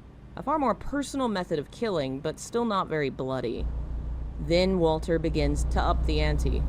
His first victim was a person he had a past with. His next 2 sought him out. This time, Walter seeks a man he has a grudge with and kills not only Steve Garland, but all the pets in his store using a machine gun. The next victim is Richard Albert, the sports store manager. The lore implies Walter was an employee at his store. Someone comes in to tell Rick about the murder, speaking excitedly, knowing more than they should. Rick is described as gentle and kind. If Walter was willingly working for him, he must have at least tolerated him, as opposed to the hatred he had for Pet Store Steve. Perhaps Walter was proud of his murder, eager to talk about it, and was put off by Rick's horror and suspicion. Walter beats the man to death with a golf club. This murder is more off the cuff compared to his premeditated murder of Steve. He didn't bring a weapon with him to the sports store. He had to take one off the shelves. The next victim is another member of the cult, George Roston, manager of the orphanage. It was George who personally taught Walter the rituals, inserted Voltiel into his mind, and likely oversaw his growth at the orphanage. Like Jimmy, he is also killed in the wish house. Unlike Jimmy, George is downstairs, beaten to death with a pipe, a more violent, extended killing. Unlike the other 2 priests, George does not appear as a ghost, though it's possible he is the doll that appears later in-game. Then Billy and Miriam are killed with an axe while playing in their backyard. It feels more planned, yet still surprising. Billy runs a little too far from home and is quickly killed painlessly with 1 blow. Miriam suffers a worse fate. Walter drags out her death by dismemberment. Then he returns to the shopping center to kill the clock store owner, William Gregory, by stabbing him with his own screwdriver. Lastly is Eric Walsh, the bartender, who hears about the killings and decides to head home early. Unfortunately, he enters his house to find Walter, who shoots him in the face. Where did the machine gun, or the lead pipe, or the axe or handgun go? All these killings with different weapons in different places, none of them leaving a trace of Walter's presence. The last killing of Eric Walsh occurs at home, where evidence of his family is everywhere. There's a birthday cake and decorations, but no sign of his loved ones. Neither are there signs Walter's killed them. Instead, perhaps the house Eric entered was the otherworld version of his home, where Walter was waiting. An otherworld that allowed him to shift places, times, and even weapons at will. 2 victims were strangled, 2 shot in the head, another with a machine gun. 2 were killed with an axe, 1 with a screwdriver, and 2 were beaten to death. Most of these deaths were violent and bloody, all of them avoiding endangering the heart. The central focus of these killings are the blood and hearts of the sinners, the first 10 victims, which must be gathered for the Assumption ritual. In Japanese, the term used for sin is sumi, indicating the violation of social taboos or religious traditions. In its original context, the word can relate not only to human sin, but to natural disasters and defilement related to the spiritual world. In that sense, these are not necessarily evildoers, but polluted people, defiled. Blood may refer to the shedding of blood at the scene, but 2 victims' deaths were bloodless, so it's more likely it relates to the collection of their blood in the aftermath. The incredibly violent, audacious nature of the attacks makes it unlikely Walter could safely collect the blood and hearts without getting caught, yet he does. Another sign that certain events are occurring outside of normal space and time. The ritual is fully known as the Descent of the Holy Mother. Another term used in the rituals is Assumption. Holy Mother's a heavy term in Western tradition, used almost solely to refer to the Mother of Christ or the Catholic Church. In many traditions, it's believed that Mary never physically died, but that she was taken up to heaven body and soul, known as the Assumption. The Bible does not confirm it. It relates only two assumptions in the canonical tradition, Enoch and Elijah, but the belief Mary was also taken up holds strong. In Silent Hill terms, Walter's Assumption is a holy ritual to bring him, body and soul, into the spiritual realm. This may be why his corpse, decades after passing on, still looks relatively fresh, and why he is the most physical of the spirits, moving almost like an ordinary human. The first 10 victims were the hearts, which Walter collects and uses to perform his holy Assumption. He carves his numbers into his feet, leaving his shoes by the door, and he appears to nail himself to a cross. The usage of the cross fully ties Walter and his themes into the Christ narrative. He dies as a sacrifice to create paradise, just as Jesus' death is said to have opened the way to heaven. Why blood and hearts? In Christian and Catholic tradition, the heart is heavily associated with Jesus, and to an extent with Mary. The heart, as a symbol of his sacrifice and suffering, became popular in the last few hundred years. Often it is depicted bleeding, with a crown of thorns or nails, even a spear impaling it, all to represent the wounds Christ suffered on the cross. It is a symbol of devotion and holy love, of suffering and pain in the service of others, a reminder of the great sacrifice. Blood and hearts in a ritual to kill a man on a cross can only pull on the theme of Christ's sacrifice, of his holy blood, which in this ritual makes a man into a god. Once the ritual is performed and Walter has passed on, a new reality is created from his subconscious, the other worlds, which Henry will use to travel through Walter's memories and try to save his victims. In Japanese, these worlds he travels through are seikai, a term often used in Buddhist tradition. It's used to translate the Sanskrit term lokadhatu, or world system.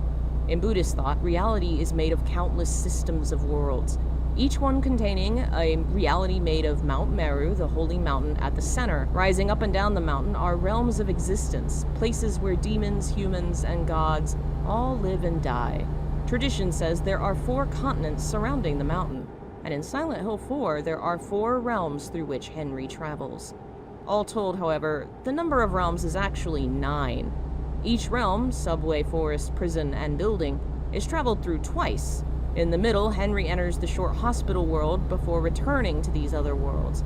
And the apartments represent a hub, a base that is both outside of the realms and the route Henry is traveling towards. Altogether, 9 realms connected to a central route has a powerful mythic history. The town Henry lives in is called Ashfield. The name comes from the English place name meaning open field with ash trees, and the ash tree is a potent magical symbol, particularly in Norse tradition. Yggdrasil, the world tree that connects the 9 realms, is an ash tree, and in Silent Hill 4, the town of Ashfield contains an apartment that connects 9 dream realms together. There are even traditions of self-sacrifice and death in the Norse myth of Yggdrasil. In one story, Odin hangs himself from a tree. Interpretations of the name Yggdrasil lead some to believe it is that tree, and that it was created from Odin's sacrifice. Walter's worlds also exist due to the sacrifice of many lives, including his own, which then creates the various worlds of his dreams. This connection to Norse myth, and Odin in particular, may explain a unique element of Walter's appearance: the black feathers. When his body is found in the apartment, the cross he's nailed to is covered in feathers. When you approach his empty coffin in the forest world, a mass of hummers fly out, similar in appearance to a flock of black birds. And in his monstrous final form, you can see black feathers on the back of his neck. These may relate to Hugin and Munin, a pair of ravens who served Odin, acting as spies. The next stage of the ritual after Walter's death comes 2.5 years after the first. It can be divided into 2 sections, one which occurs before the game's events, and one which occurs during. Both are mirrors of each other, a set of 4 deaths themed around specific elements which fit into a larger religious tradition. The Christian themes feature most heavily in the first 10 victims, before Walter ascends. Now that Walter is no longer human, Christian meaning begins to slip away. This is not the realm of one god incarnated into flesh. Now we enter a realm of Buddhist meaning, in which our characters are attempting to reach higher realities via spiritual transformation. The characters who canonically die make 8 victims. In Buddhism, it is the Eightfold Path which leads to enlightenment, to the realization that the physical world is flawed, and only by escaping it can we reach nirvana. Each victim has a theme, just as each part of the path is based upon acquiring certain skills. Ultimately, Walter is attempting to grow spiritually in order to ascend, and does so using the lives of others. The first death is Peter Walls, a fitting choice. Walter has ascended like the Christ entering heaven, and it is Saint Peter who guards the pearly gates. He's beaten to death in a hotel room and found months later, but in the extended lore we learn he was smoking, apparently standing by a ladder attached to the building. In front of his friends, he climbs the ladder. At the top, he shouts that he can see God, and then disappears. Ladders have long been associated with heaven in Christianity. Many stories and works of art depict a ladder as an entrance to heaven, and St. Peter as the guard of that entrance. More than that, it may relate to a phrase from Peter's section of the Bible. 2 Peter reads, "Make every effort to add to your faith goodness, to your goodness knowledge, to knowledge self-control, to self-control perseverance, to perseverance godliness, and to godliness mutual affection, to mutual affection love." This phrase seems to show a step-by-step plan to improving your character, and many Christian traditions refer to this as Peter's ladder. Note it too has 8 steps. This section of the ritual associates each death with a theme. Peter's is void, or kyomu, combining the kanji for nothingness and oblivion with emptiness or falsehood. This kanji can be read as mu, a term used in Zen Buddhism to refer to nothingness. Marijuana, Peter's object, is associated with a dulling, calming of the senses, making Peter's theme complete emptiness, the kind of nothingness that came before existence, the void, total absence. The next death is Sharon Blake, one of the few women. Her family disappeared, taken by the Order. Seeking them out in the woods, she finds their gravestones, where Walter drowns her at the lake. Sharon is dressed in all black, as if attending a funeral, and her theme is darkness, or ankoku, combining the kanji for darkness and black. First we had nothing. From nothing comes deep, dark shadows.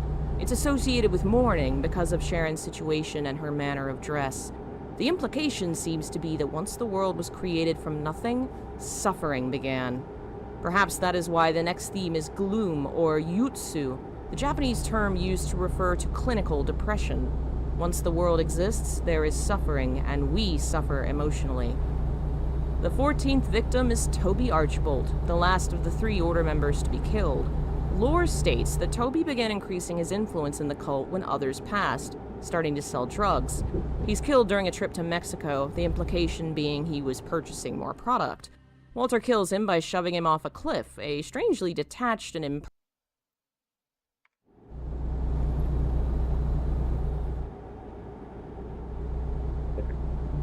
¿Cómo fue que se liqueó? 4 versiones.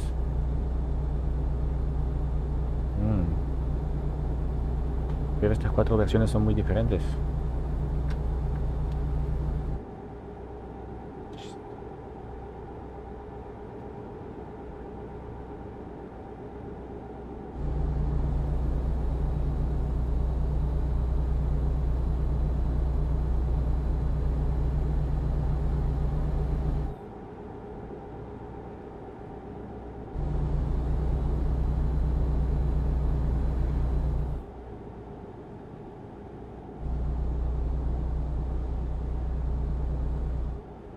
Una de prensa, el otro que jugamos todos.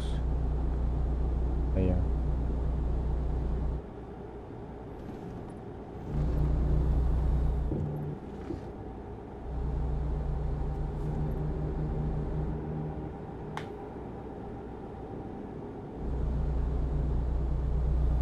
Después otro que es el 80% build y el otro ya no me acuerdo específicamente de qué era. Prensa, el que jugamos, el 80%.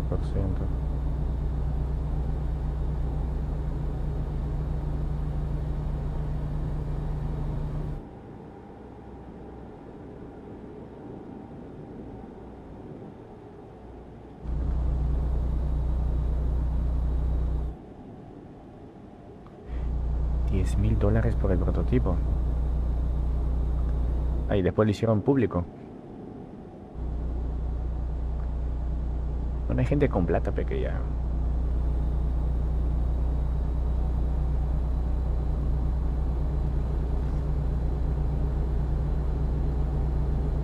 $10,000 por el prototipo.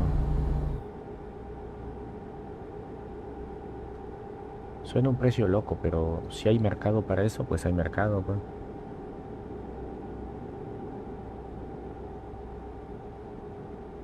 Ah, lo compraban y lo tenían bajo llave. Ya.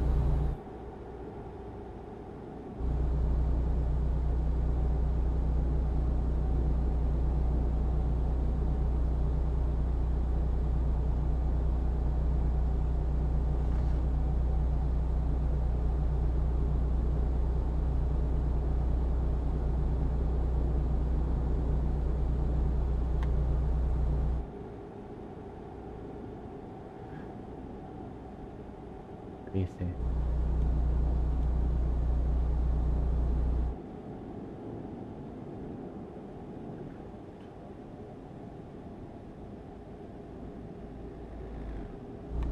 Época de foro. Ah, ya. Sí, todo fluía por los foros.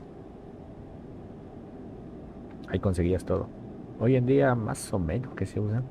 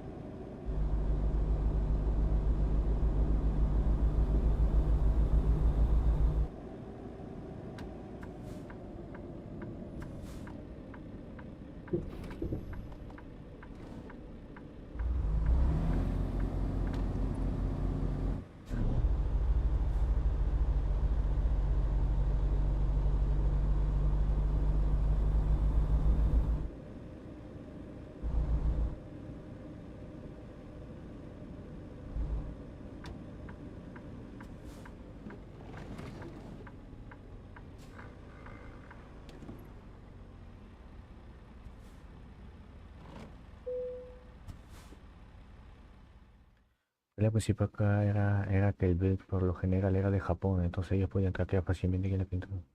Validaban el build de, no sé, de 8 de mayo a la persona A y el build de 10 de mayo a la persona B.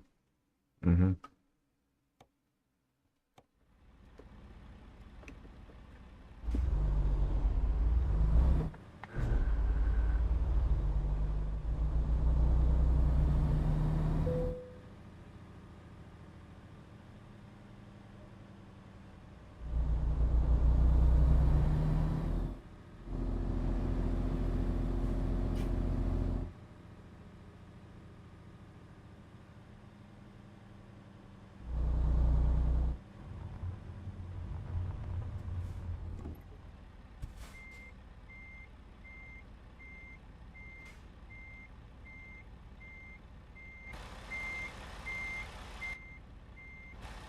Remake de Silent Hill 1, sí, sí, me enteré.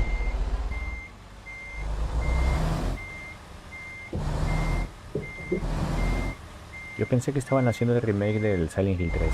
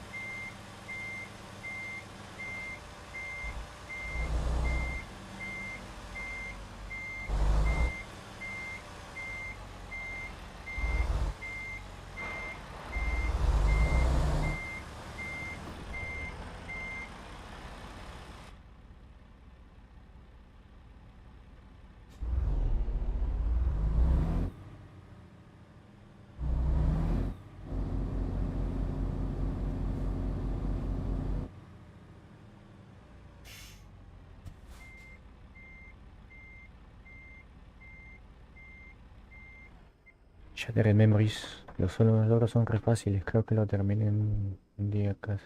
Un día casi. Esto, el Shattered Memories es lineal. Se podría decir, de lo que me acuerdo.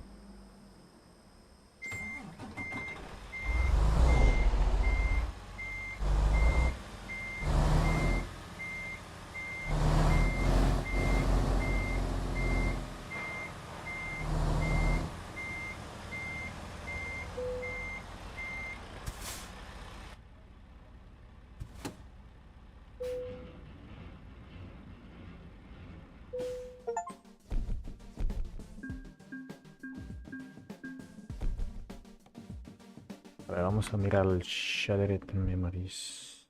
¿Dónde está?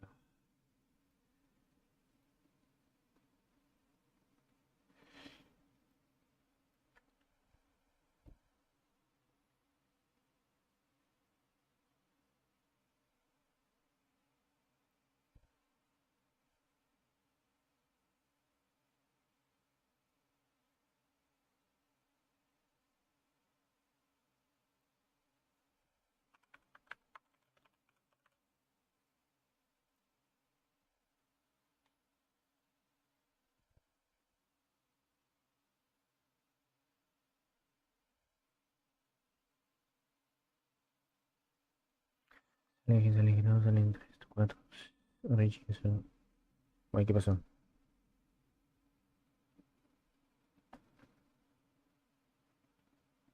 Eh, ¿Mm?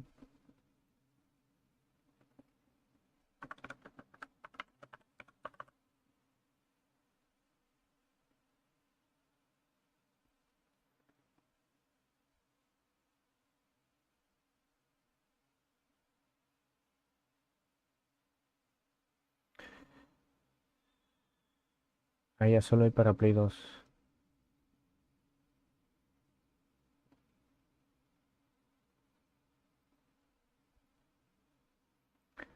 PS2.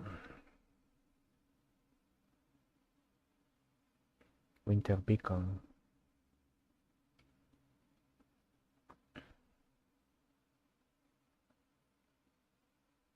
Mesabel. No, ya tiene mucho Mesabel. Objetos.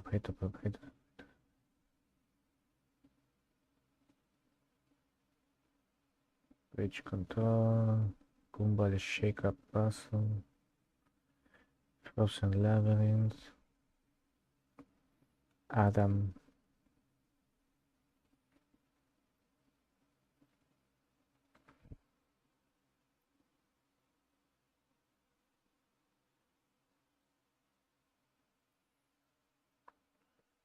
No me acuerdo cómo sacar los finales. Eso de los Sirens.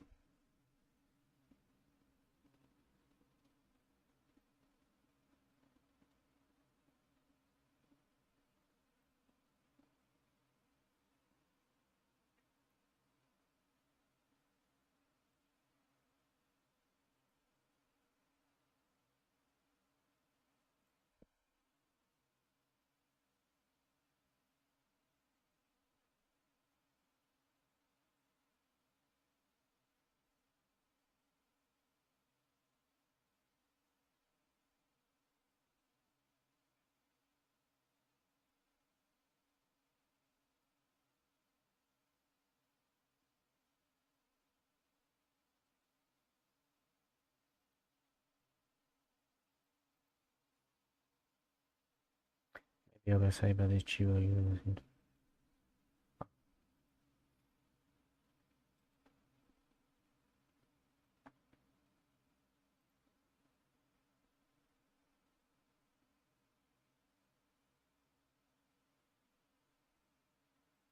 así me acuerdo algo de la llamada.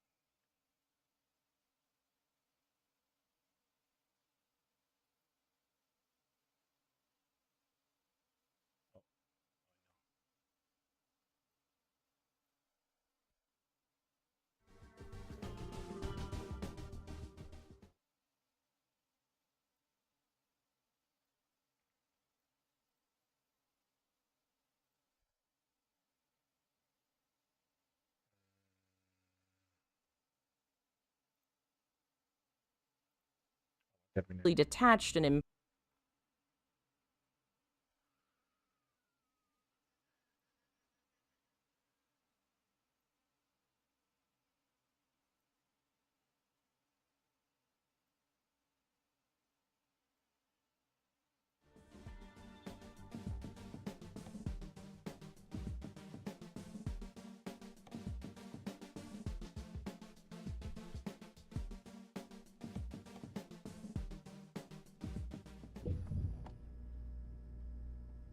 Tan.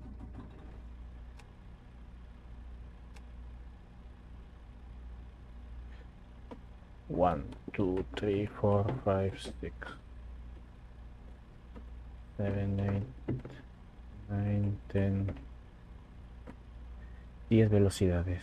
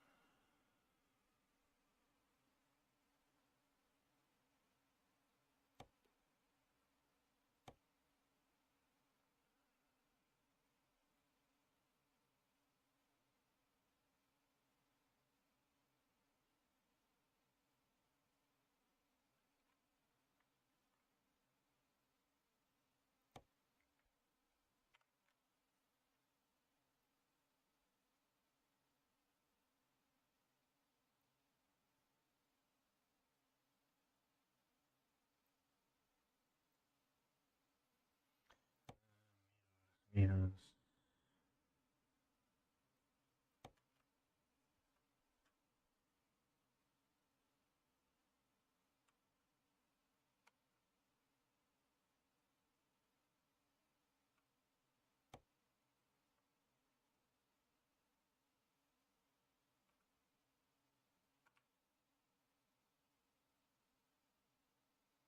Ya.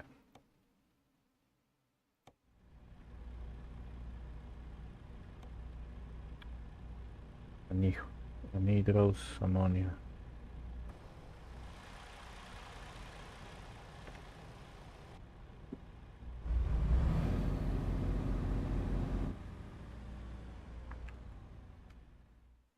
Sigamos. personal manner of death. Toby's name is a diminutive of Tobias, son of Tobit, who in the Bible travels far from home and is only able to return due to the help of an angel. Unfortunately for Toby, his return is only spiritual. The next victim is Joseph Schreiber, a prominent character barely seen on screen. His name, like so many others, is a biblical one. In Hebrew, it means God will add. 2 famous Josephs appear in the Bible, the 12th son of Jacob and Rachel, and the husband of Mary, who is said to have buried Christ after his crucifixion. Schreiber's theme is despair. He's also called the giver of wisdom, acting as a teacher to Henry. It is Joseph who investigates Walter's original murders, discovers his body is missing, and ultimately finds where it's really hidden. Much of the game's lore is revealed through him. He is the only spirit who seems to have some control of himself, possibly because he is wisdom. His fate is horrific. No longer just imprisoned in room 302, he has become part of it. The theme of despair is called zetsubo in Japanese. It is not merely sorrow, but hopelessness, a loss of faith in the future. In this way, melancholy and depression lead to a loss of hope, a surrendering. The same term is used to refer to the pickaxe of despair, a weapon Henry can use. It has a partner, the pickaxe of hope, a non-weapon used to open the way to the final boss. The implication is obvious. Without hope, there is no future. But with hope, Henry has a chance to fight his way to freedom. The focus on hope seems clear when you consider the name of the orphanage Walter grew up in. In Japanese, it is called Kibo no E, which can be translated to House of Hope. The article Joseph writes about the place is called Teaching Despair. Walter grew up in a place named for hope, which taught him the opposite. He became depressed because of his childhood, which is what led him to this dark path. Only hope can overcome it. The next 4 steps of the ritual focus on the themes of temptation, origin, surveillance, and chaos, each of which relates to a murder that occurs in-game. Briefly, they seem to imply a return to primordial existence, to a state before the world. Having come from nothingness into darkness, depression, and finally despair, now we are tempted by Cynthia. Cynthia is young and attractive, and paid attention to Walter when they spoke in the subway. But when Walter reached out to her, she rebuffed him. This was during a time Walter was homeless and seemingly no longer involved in the cult. Cynthia may represent simple physical attraction, Walter's first experience with sexuality, or she may represent the outside world, a general temptation to enter normal life as opposed to the cult he left behind. Her world, the subway, is a place in transition between here and there. Cynthia's rebuff of Walter may not just represent a sexual one, but the normal world itself rebuffing him. No one will help him no matter how desperate he is. The Japanese term for temptation, yuwaku, implies a trap or snare. Considering Cynthia's physical sexual role, it appears to present the physical world as a temptation to escape despair, to lose yourself in pleasure. This is a trap, a falsehood, and the next step implies that overcoming that temptation leads to a new beginning. It is origin, or kigen, which can mean genesis, beginning, or derivation, a kind of fountainhead that flows from one source to create a new path. Jasper, the second victim, represents this origin. He's found in the forest near the Wish House where Walter grew up, his own origin place, and he's also connected to early victims. The second and third people killed were his friends. His dress reflects his occult interests. His shirt has a monster from the first game on it, tying him to the unnatural as well as the origins of the series itself. From there comes surveillance, or kanshi. Having started over, the new god observes his creation. It is good.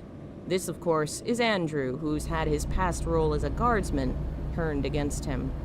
Last is chaos, using the term kontan, which derives from the Chinese hundun. It is primordial chaos, the name given to the state of the world before reality existed. It can mean whole and inseparable, unclear and obscure. It refers to confusion and the chaotic. Hundun is what we were long before. In this set of 8, it is what we become in the end, overcoming the physical world and emotional turmoil to return everything to what it was before creation, so it can be remade. Richard represents this chaos. He's a figure who blocks Walter's way into the building as a child. Unpredictable and violent, his behavior chaotic. He is a figure near the womb, the origin, who blocks the way. He's the chaos that comes before birth, the primordial darkness that must be overcome to create the universe. Each of these 4 sacrifices seems to embody an element of alchemical and magical tradition. One made to bleed, one burned alive, another drowned, a fourth electrocuted. Bleeding, burning, and drowning have long been associated with methods of execution in magical and religious tradition, and electrocution's a more modern method of state-sanctioned death. Then we come to the final, most essential victims of the 21 sacraments. The characters the player spends the most time with in-game. First is Eileen, or the Mother Reborn. Both her first and last names have Irish origins. Eileen is the anglicized Eibhlín. Theories on its meaning range from radiance to beauty to desire. Her last name is more certain. It comes from the Irish Gaelvan, meaning bright or white. All told, she is a figure of beauty, of bright light, angelic figure who matches Walter's ideal of the Holy Mother. Yet despite representing this ideal, she suffers greatly at Walter's hands. She is the mother that is missing. In Walter's heart, there is the constant fear perhaps he was not separated from her, but was abandoned by her. This manifests itself in an extreme hatred of women. Female monsters are brutalized, mannequins are twisted and deformed, stabbed and tormented, hung on torture devices. This was reinforced by the first scene in the hospital showing Walter making false love to a female corpse he's torturing. Walter's hatred and love for the mother figure are intertwined. He cannot help but long for the love he never had while despising the woman for being missing from his life. That divide is best represented in Eileen's salvation. She is tormented by Walter's adult self, yet saved by the intervention of his younger self. This young Walter hardly could have stopped the attack by force. He's just a child, and later in the game we'll see his young form is helpless before the adult one. Yet the adult backs off in this moment. possibly reflecting doubt or regret that exists in the older Walter, too. He hesitates at the moment of his glory, when victim 20 of 21 could have been killed but wasn't. In the 21 Sacraments, Eileen represents the Mother Reborn. Compared to what we know about the ritual, it implies the rebirth of creation is going to occur through Eileen as a vessel. She is the mother that will give birth to a new world. In Japanese, her role is botai, a term used specifically to refer to a mother's body, referencing pregnancy or childbirth. Eileen is pregnant with reality. This is further explored in the Japanese text of the Descent of the Holy Mother, where the final success of the ritual is described as Seinaru Kagen. It could maybe be translated as the presence or consciousness of the Holy Mother. The text is hard to understand with my very basic Japanese knowledge, but it doesn't seem to refer to a literal mother being born, but to a world of motherhood consciousness being created, perhaps a reality formed in the literal womb. Henry Townshend is our protagonist and our final victim, our hero who spends much of his time watching, running, and failing. In the tradition of Silent Hill protagonists, much of his heroism comes from his attempts to help others, rather than his successes, and there's the chance he could fail to save anyone, even himself. His name comes from the Germanic Heimrich, Heim meaning home, Rich meaning ruler. The surname is English for dweller at the town's end, a person who lives at a distance from everyone else. He rules his solitary, isolated home, a perfect image of a man trapped in his apartment. It is his domain, and he is safe there for now, but Walter is coming for his crown. Small details in the game imply a background that isn't dissimilar to Walter's own, if less severe. Henry seems to have had a difficult childhood, no relationship with his family, no friends, and has retreated from the world, possibly from fear of judgment or social ostracization. Henry's in a good position to understand Walter's past and empathize with it, which is why he's the receiver of wisdom. The wisdom he receives comes from watching the attacks, from attempting to save Eileen, from facing obstacles Walter puts in his way, particularly the one truth. One of the few boss fights in the game reflects a truth Walter is attempting to teach Henry in his own twisted fashion. The one truth appears before the truth is revealed to us in the Room 302 of the past, where we finally meet Joseph Schreiber. The monster appears similar to the man. Both are torsos trapped in walls, unable to escape, and both are focused on the idea of truth or revelation. The monster is a kind of boss battle, but a simple one. Most of its bodies are fakes, and only one target exists. Find it, and you can defeat the monster. Finding the truth among the lies, all of which appear physically true and real, is a very Buddhist concept, and comes after a long theme of darkly twisted Buddhist imagery in our murderous Eightfold Path. Fighting along a thin pathway that surrounds a bottomless abyss seems to imply Henry is standing on a precipice's edge. One small mistake and he could fall into nothingness, failing his quest to find the truth. The Japanese name reinforces the Buddhist themes behind the creature. It is called Hitotsu no Shinjitsu. Shinjitsu means truth or reality. It is a synonym of Shinyo, a term more strictly Buddhist. In Buddhism, there's conceptual truth, things that are true in context. It is true the sky is blue because our eyes see it that way. Ultimate truth says the sky is not blue, because blue is an experience that exists only because we have eyes. Ultimate truth goes beyond what we see, experience, feel, or know, to what can be said is true in every circumstance and version of reality, which is to say nothing. Only nothing is ultimately true, and accepting ultimate truth is to accept that our truths ultimately mean nothing. All the bodies appear true, they look true, but only one is real. A similar kind of false body exists in the final boss fight. Walter's ghostly form cannot be harmed until his true body has been made weak. First using the umbilical cord, second attacking the monster with each of the 8 spears. Each spear represents a spirit killed and absorbed by the other world, a victim of Walter's. There's a spear in the story of Christ, too, known as the Spear of Longinus. At the end of the crucifixion, a Roman soldier stabs Christ's side with a spear to ensure he is dead. The way the spears in Silent Hill 4 appear embedded in the side of a shadowy body is very similar to the Christ imagery. and they are also used to ensure a man is really dead. Henry is the last victim of the 21 Sacraments, meant to be a witness, and as witness, he attempts to intervene as much as possible. In Japanese, the word used for wisdom is chie. It has a heavily Buddhist context, as it's the Japanese term used to translate the Sanskrit jnana and prajna. Both these words relate to Buddhist ideas of truth. Prajna is the more likely term being referenced in Silent Hill 4, and it is more widely used to refer to wisdom or insight, to an understanding of the fundamental nature of existence. In Theravadan Buddhism, this understanding relates to the knowledge that life is suffering, and only the Eightfold Path can lead to enlightenment. Younger traditions in the Mahayana school become more complex. Prajna is the understanding of the emptiness of reality, the fact that truth is conceptual. In this sense, combined with our Eightfold Path of the Sacraments, Henry takes on an incredibly important role in the ritual. His title implies it. The Japanese word translated as receiver is the verb sazukaru. It means to be awarded, received, gifted, or endowed with.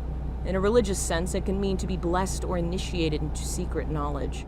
Together, it implies that Henry is being initiated into truth, that his role as a witness is meant to teach him the same thing that Walter knows, that reality is nothing. Suddenly, the game takes on a dark twist. Is this whole ritual meant to convince Henry to join Walter? It's obvious in the beginning Henry does not agree, where Walter sees the world as nothing but suffering, and is okay with killing to escape that suffering. Henry is not willing to let even strangers suffer or die in front of him. This also explains a lot of the world building that seems strange. After all, if Henry is a prisoner, why is he allowed to escape into dreams? Why is he allowed to interfere if Walter completely controls the other worlds? It makes sense if this is all meant to show Henry the truth. He sees Walter's past to understand Walter's choice. Memories and old wounds appear throughout the other world, revealing Walter's darkest secrets, because Walter wants him to understand. If Walter merely means to kill Henry, why would his own otherworld reveal his secret hurts and feelings? But if Henry is meant to be convinced of Walter's beliefs, it makes sense Walter would show him why he became this way. It also explains why Walter allows Henry to fight back. Henry cannot be controlled or forced into the choice.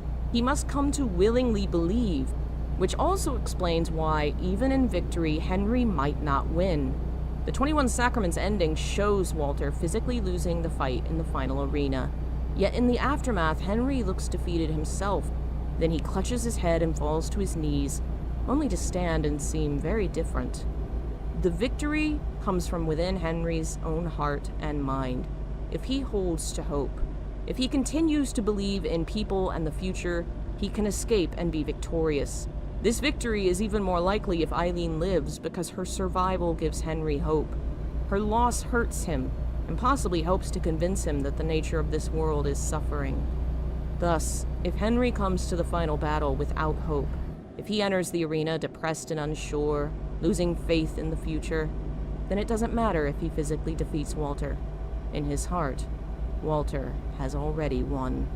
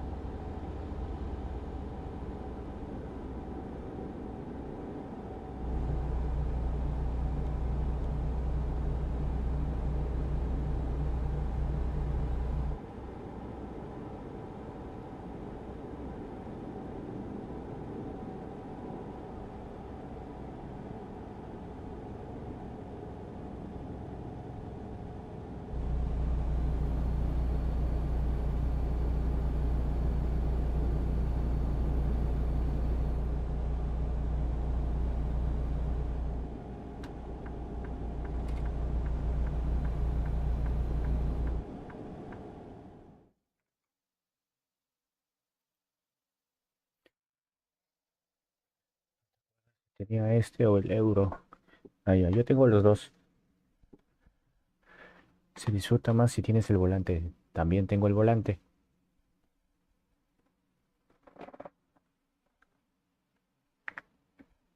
Oh, shit. Esto no es. Ahí.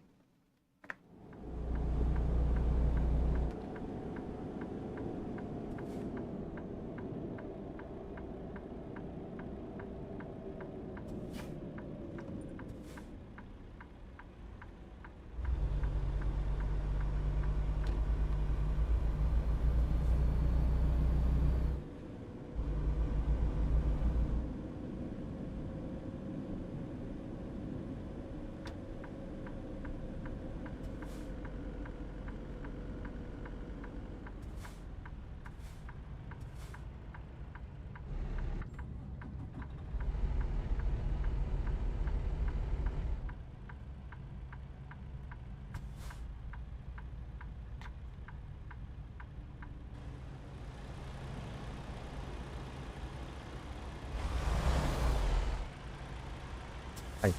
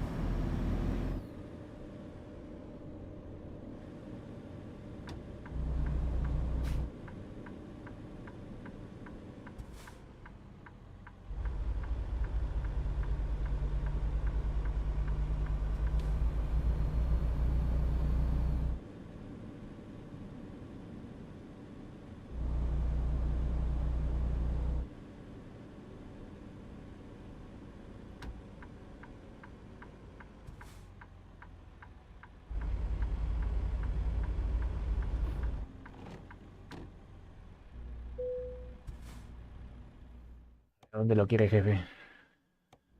Eh,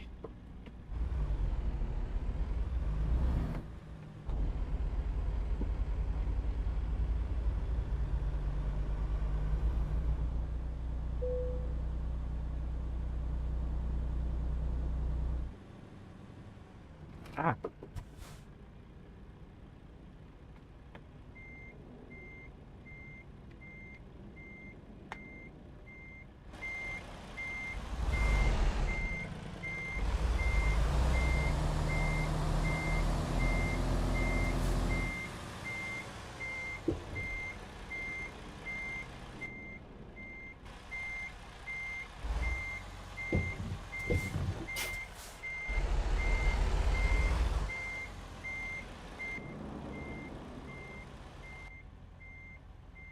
ujú.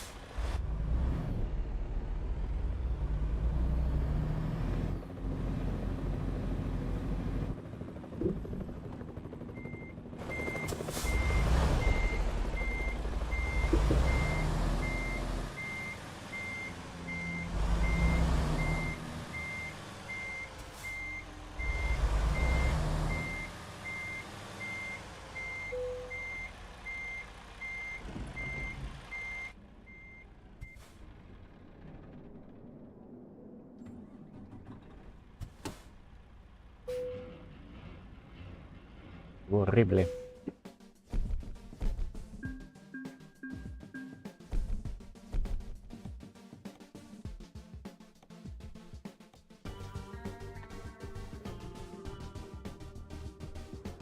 Pam, pam, pam.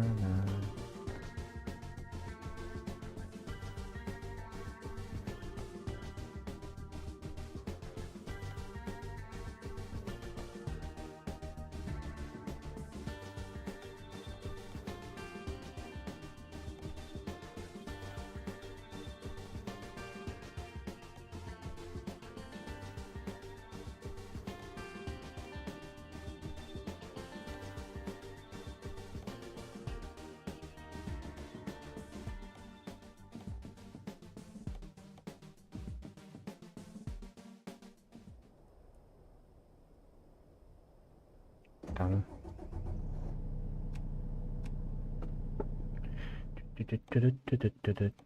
No. Ok, sí.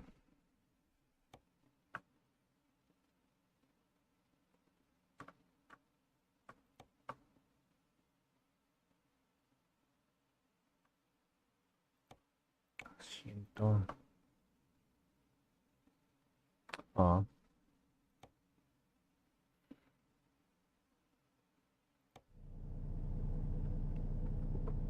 1, 2, 3, 4, 5, 6, 7, 8, 9, 10, 11, 12.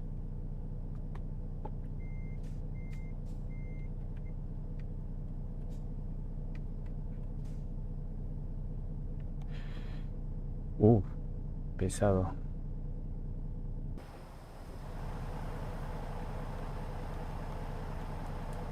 Transforma.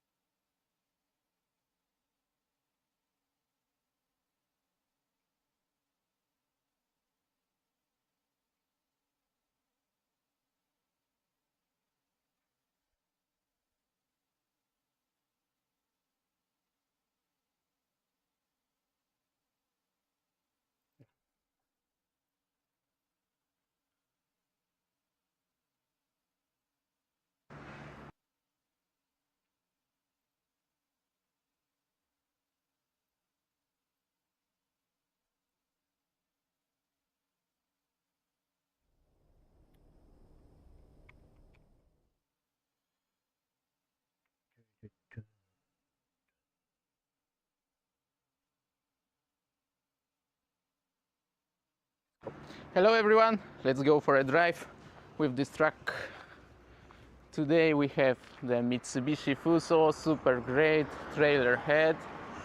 It's in process of customizing and making some changes to it, so it doesn't have the front panel on, and as you can see it's quite a long trailer head with a crane attached to it.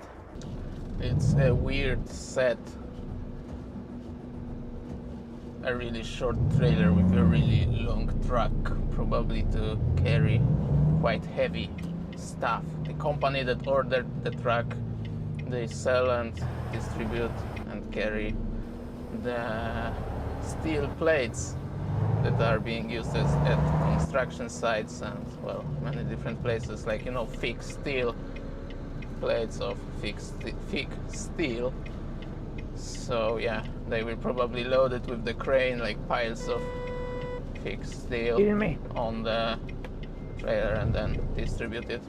And at first, looking at it, well, that's a weird truck, I thought, and I thought it might be hard to drive, but, well, I've been driving it now for like 5 or 10 minutes, and it's not that bad. It's actually pretty nice and easy to predict how it acts. So today we are taking it to the body shop, and I will make some changes to the trailer for us as requested by the buyer of the trailer. So we will just leave the trailer over there and come back with just the truck. The maximum load that can be loaded on this truck is about 30 tons, which makes the weight of the entire set with the load about 47 tons. The height of the truck is 3.7 meters, the length is about 13 meters, and the width is like 2.5 meters. And the deck of the trailer is really high, much higher than with usual trailers.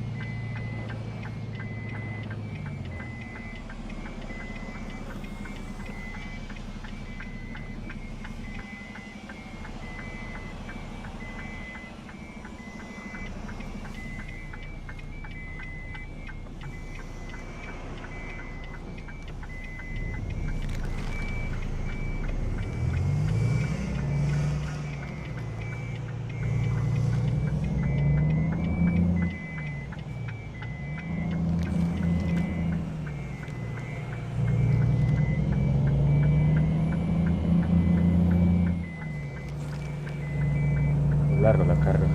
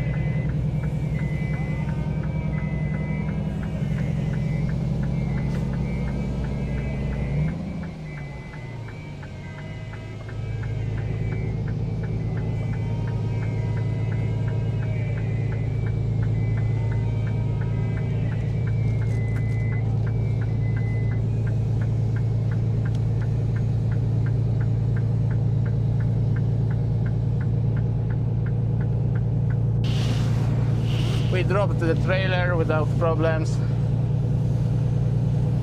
and from what I heard from the guys, the truck that we are supposed to pick up afternoon will be ready around 12. So today, after I eat my dinner, I will drive one more trailer here, a long one, and then come back with the truck that will be ready.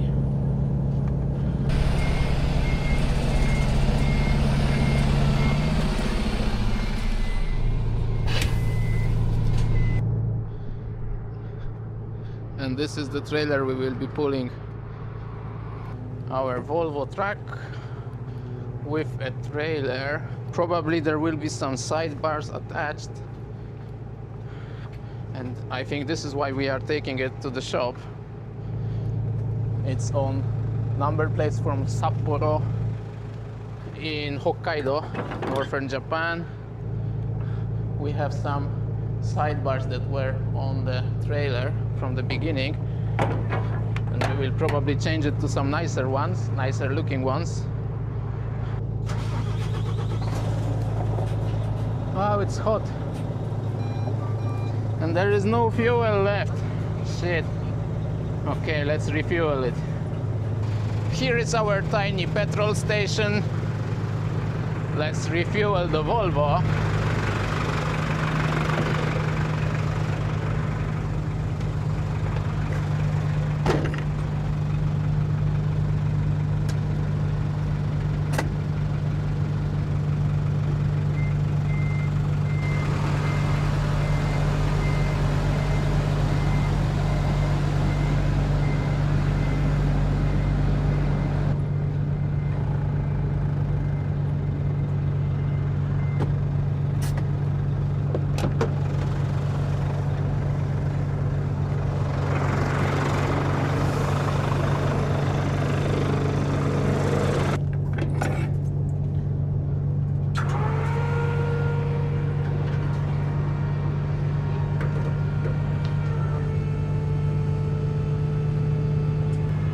It also has a pump to suck the fuel from the tank.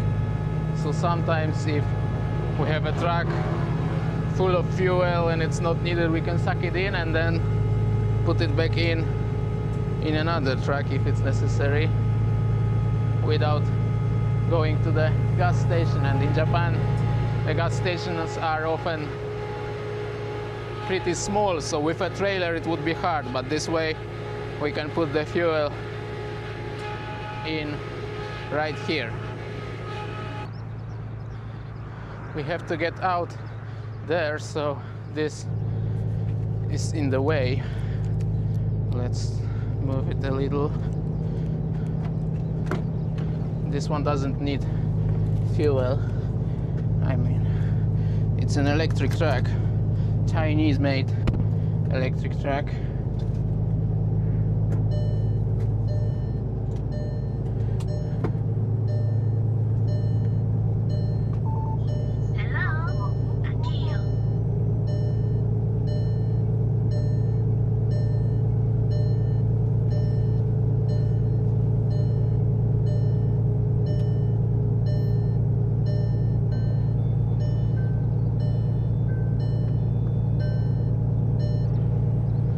Now we have enough space to take it out.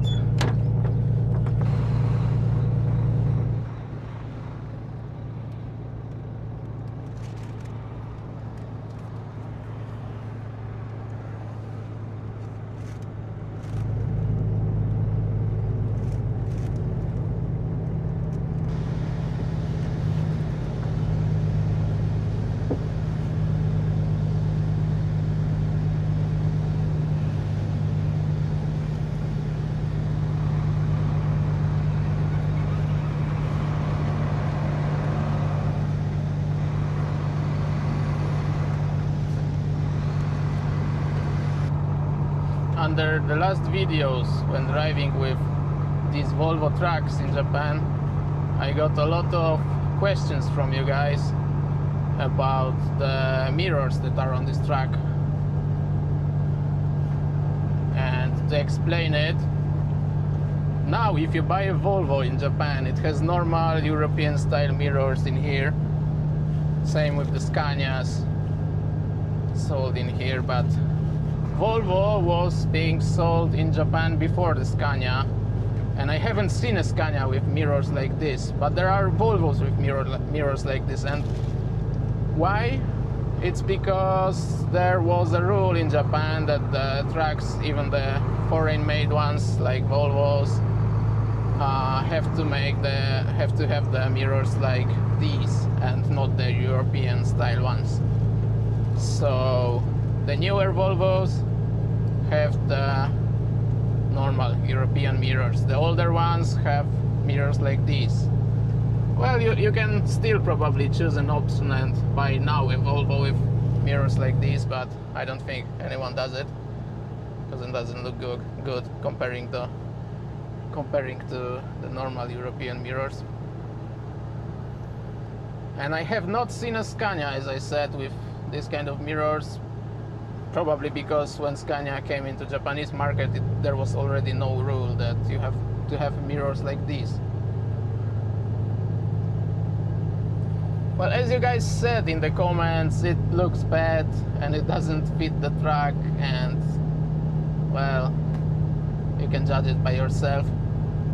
But it's actually easy to see because it's in front of the cabin and I don't have to turn my head so much to the left to see the left mirror. It's in front, so it's quite easy to see. And then you can fold it.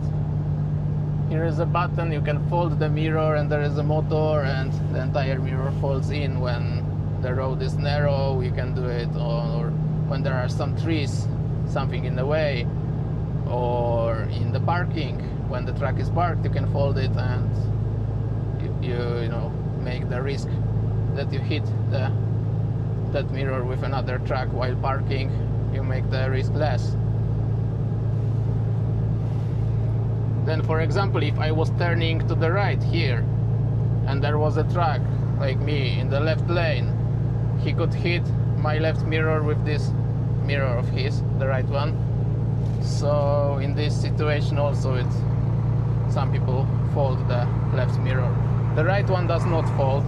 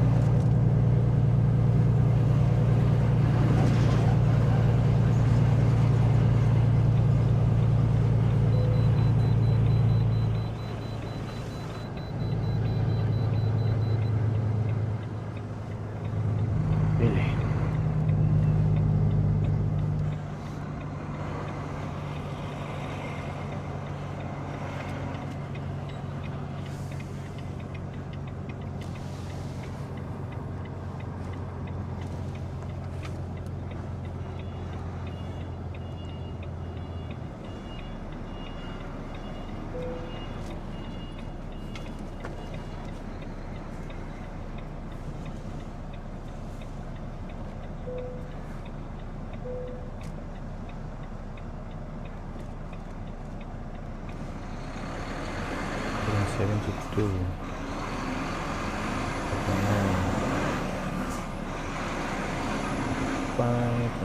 22, 21, 21 toneladas.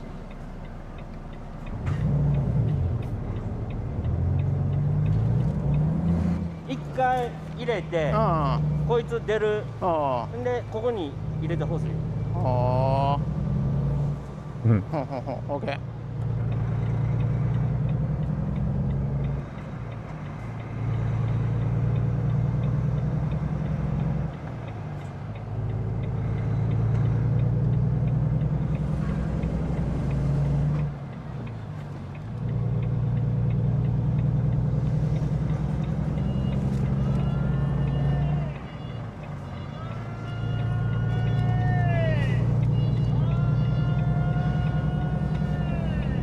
Ido.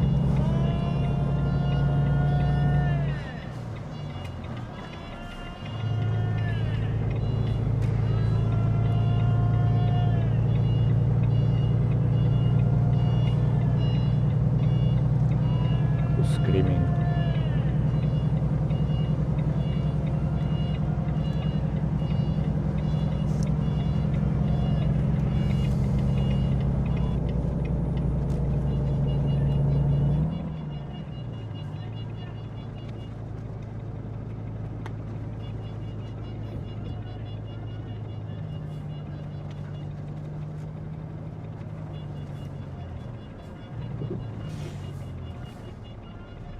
Get me.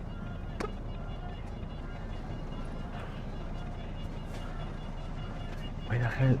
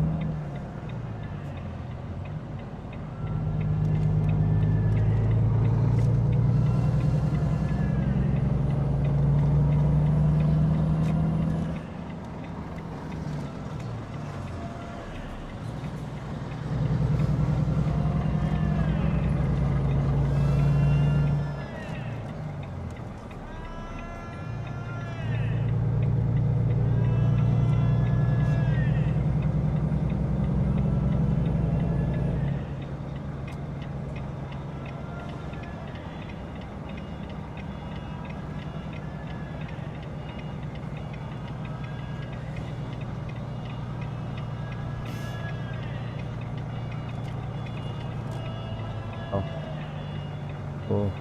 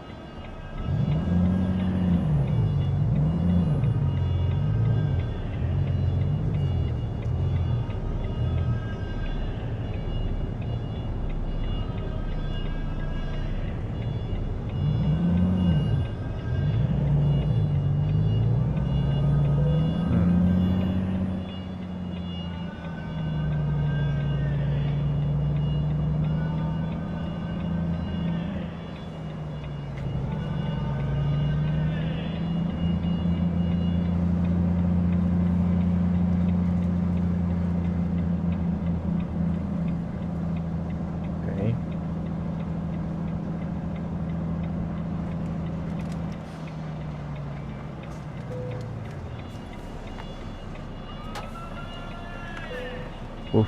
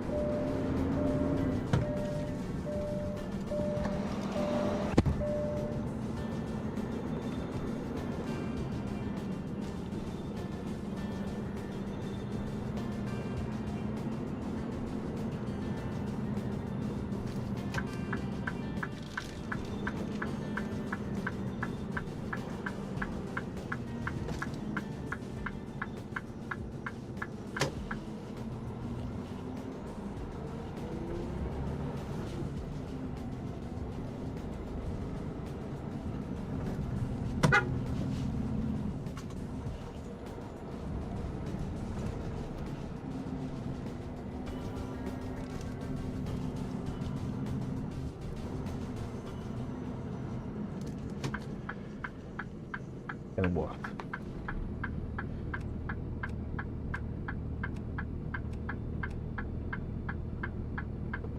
One, two, three, 4, 5, 6, 7, 8, 9, 10, 11, 12, 13, 14, 15, 16, 17, 18.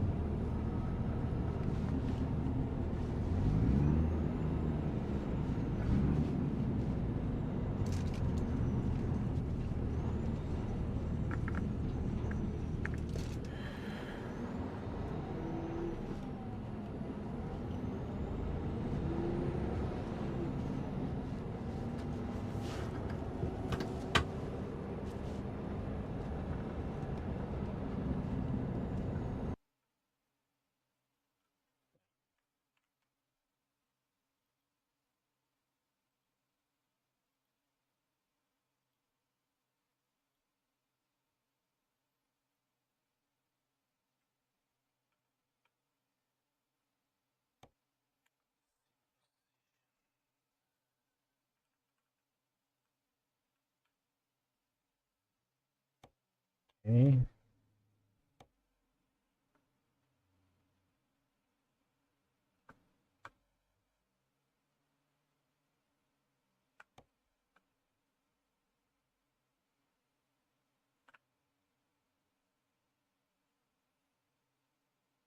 Okay.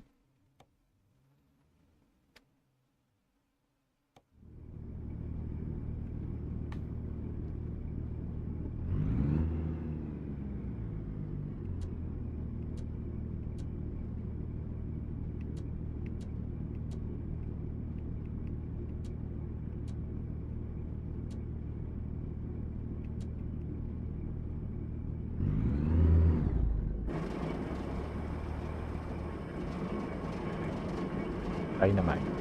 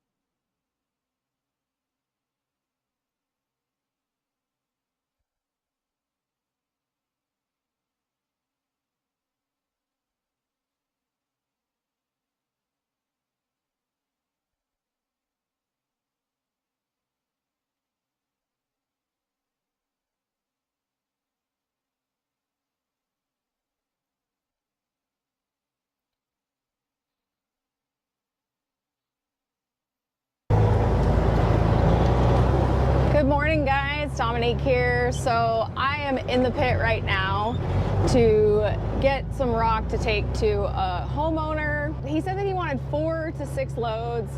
I'm hoping that he wants 6, but we'll see once we get there. Coming around for 3/4 inch minus.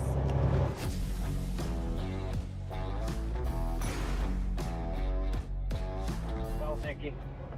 Thank you. Okay, so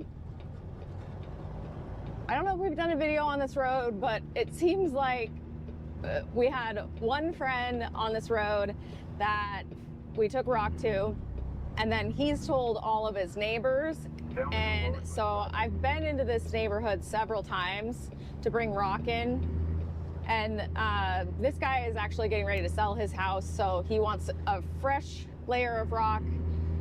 And I think he said something about putting some rock on their road, their access road as well. So he's gonna meet me there to show me, you know, where he wants to spread it and that kind of stuff too. So it should be pretty easy. It's not like I'm flying completely blind.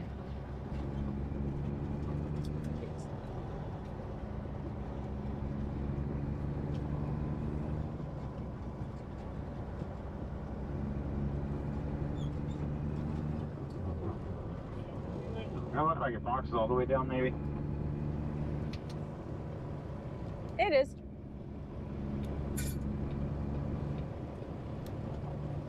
Coming around 3/4 minute. No.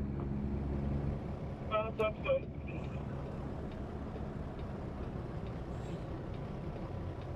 Coffee. Put in 2 inch clean. Well. Oh. I love coffee.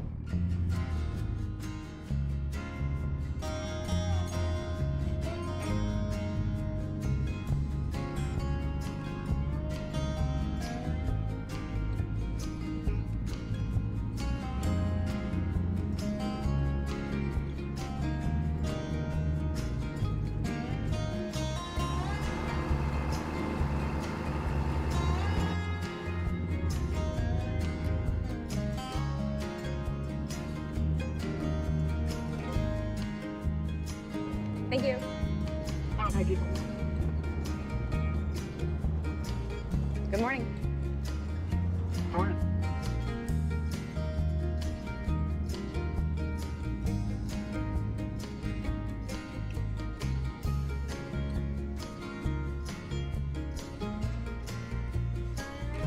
Sí.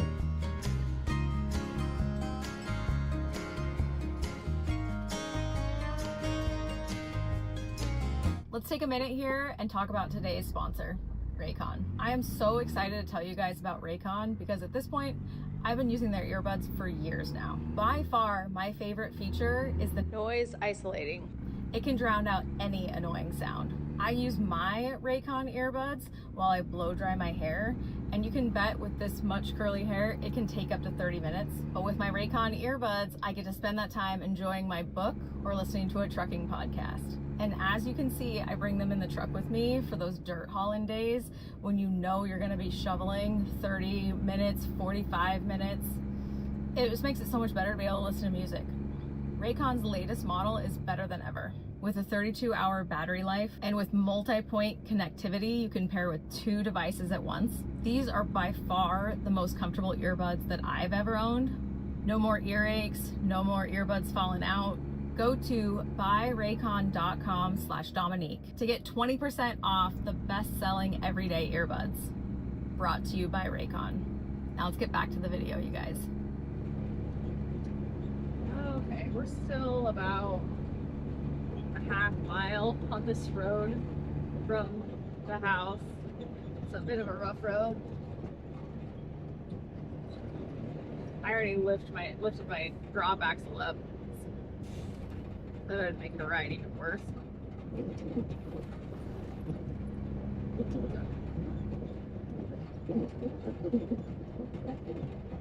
Turn my seat up. My steady ride seat. Oh, that's already better. Nice. I turned it down because I was driving on I-90, and I-90 is so bad that the seat being all the way up makes it even harder to drive because it's so rough and it's like a concrete freeway. Okay. We're almost there.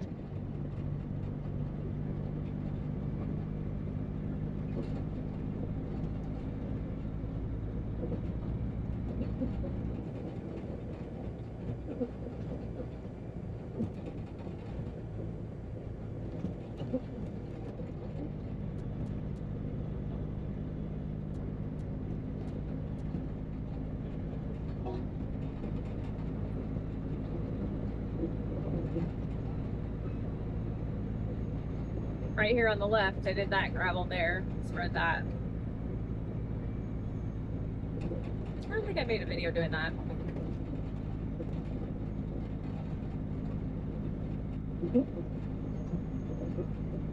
This seat does make things a whole lot better. It's nice.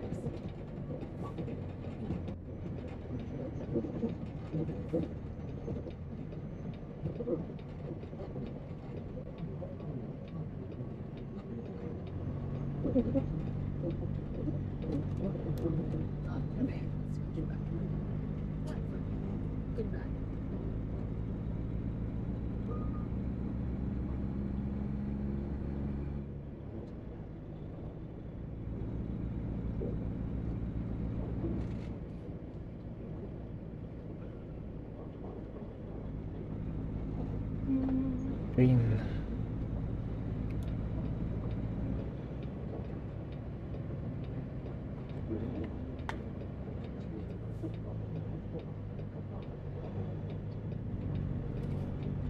Here we are, we made it.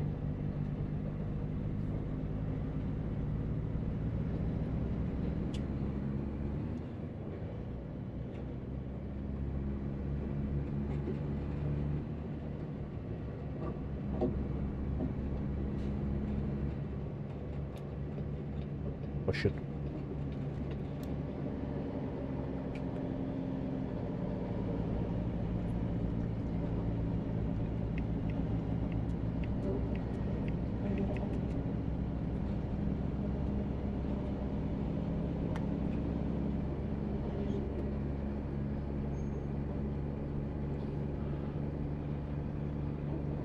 It's a nice place. He told me that it was freshly remodeled, but it looks really good.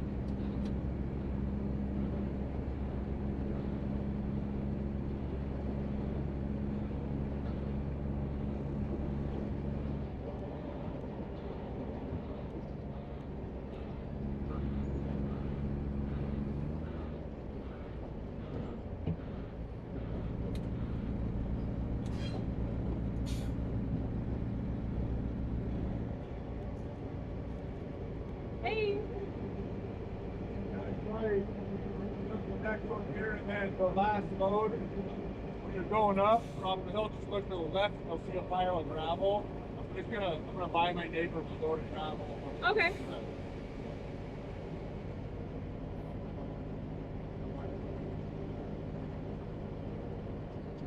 Good.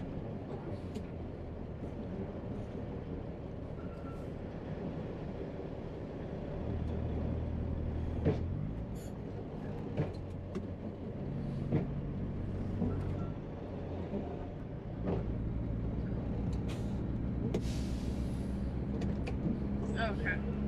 Clean off.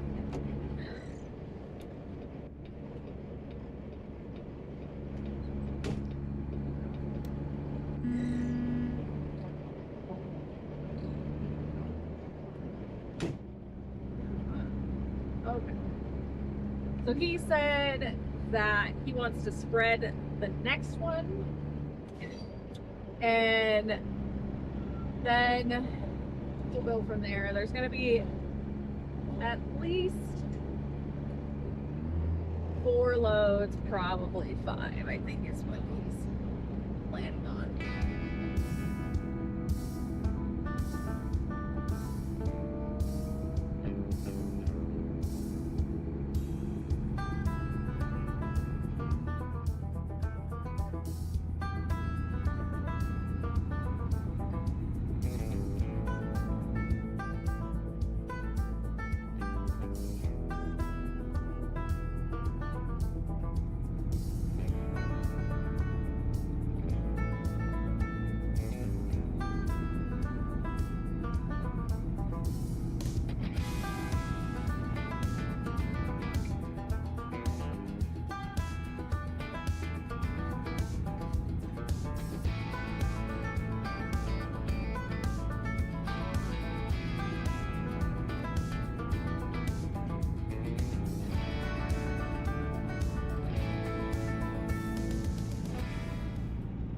spread this one. You get in there, you turn around, and put the chains on.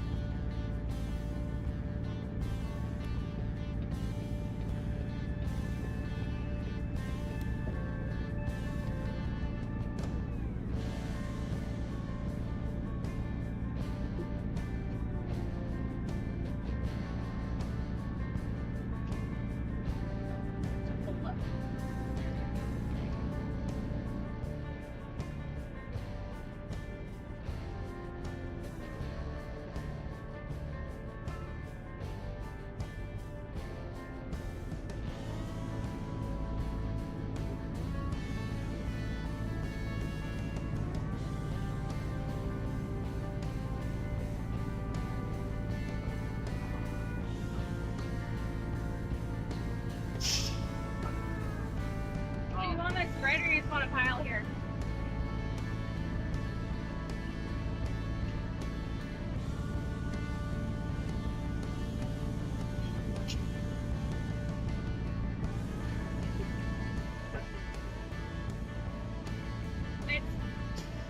I can, yeah, I can do it that way if you want. It's just...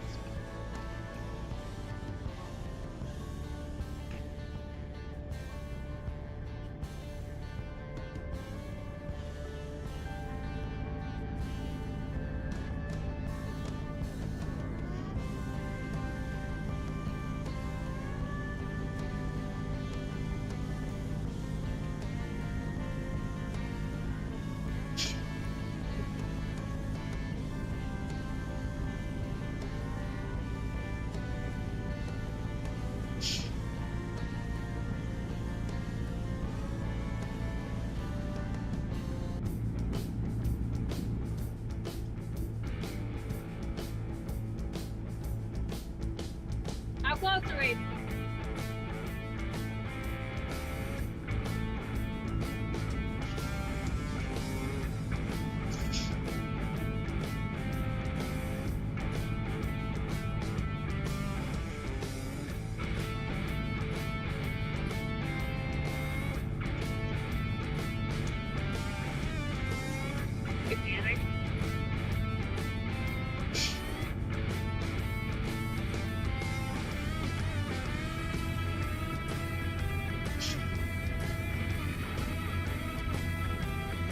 It out, so we're trying to drop the ball there. There's a guide wire right there, obviously they don't want to hit it. Now I'm just hitting trees. It's a pretty good spread.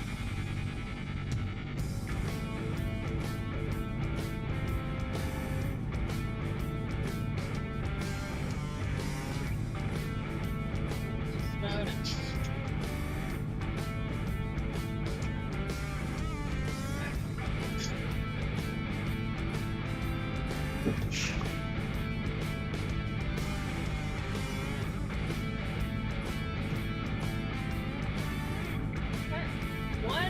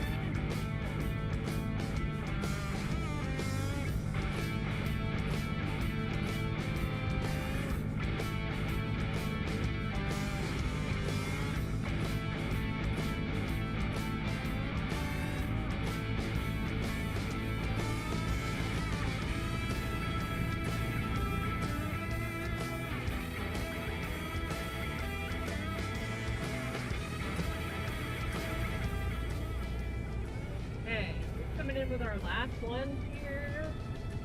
I haven't taken my chains off yet. He said that might want to put this one just in a pile to fill in the low spots. But we don't know yet, so we will wait. When we get down there, he'll let me know. This road is super rough. It's like about a mile off of like the paved road on this road, and it definitely, it's tiring. I don't know, it is what it is. I did text Bobby about the weird sound that seems to be coming from under the cab, but as soon as I text him, I don't notice it doing it anymore. Which the sound was like it sounds like a squeaking valve, like an air valve kind of. And what was happening is that I was pushing on the brake, and then it sounded normal to me, and then I would let off the brake, and that's when it would make a squeaking sound. And it sounded like it was like right under the cab, and everything else seems fine, you know. It's not like I have like a major air leak or anything like that. And I was like, that is super weird. Maybe I have a valve that's like got something stuck in it, or it's gummed up or whatever. But oh, there it is. So I can't make this corner loaded, but I can make it empty. I'm trying to be careful not to rip up the corners. When you have a steep switchback like this, it gets lumpy and bumpy and loose. He'll probably have to go smooth it out a little after. I probably didn't mess it up too bad. I just doing what I can here. When we're going dancing, my heart starts beating when my headlights shining on her. She's my country girl. I couldn't tell you what she's doing with me. She's so damn out of my league. She's a little bit crazy on the weekends, dancing in her red dress, and I love the way she looks in my eyes, and I'm feeling like midnight's getting So I gotta figure. I just wanna hold her in my arms till the sun comes up. She's a little bit country. Yeah, she's my country. I have forgotten to figure things out before. She's So a little bit country. Yeah, she's my country girl. She can let her hair down, but got her feet on the ground. I can't get enough of her. jeans are off. She can drive me so wild, just with that sweet smiling. There's nobody else for me. My heart starts racing every time I'm looking at her. She's my country girl. I couldn't tell you what she's doing to me. She's so damn out of my league. She's a little bit crazy on the weekends, dancing in her red dress, and I love the way she looks in my eyes, and I'm feeling like midnight's getting closer, and I just wanna hold her in my arms till the sun comes up. She's a Yeah, little I'm still doing the squeak. I didn't notice it there a little bit, yeah, she's my but definitely now. she's a little bit country. Yeah, she's my country girl. Guitar.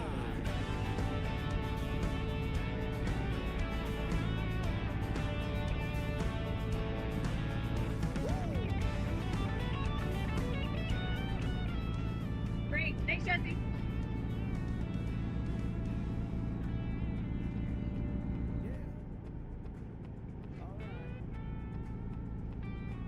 Oh, yeah, it is a weird sound. I don't know what the sound. Okay. Now I get to drive on the bumpy road. Driveway's nice.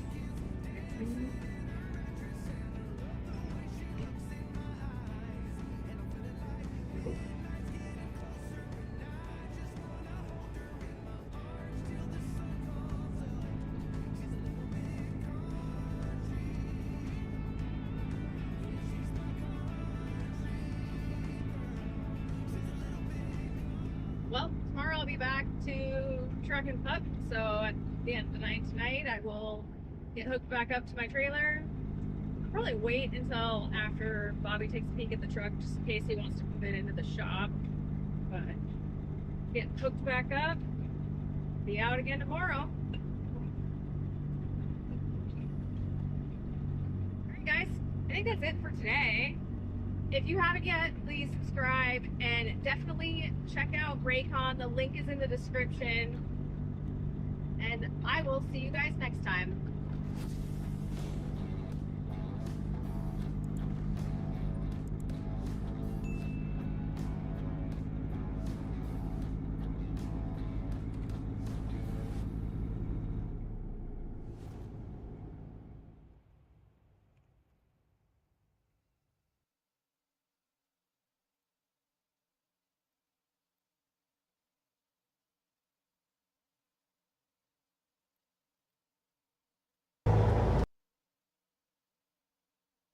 Okay.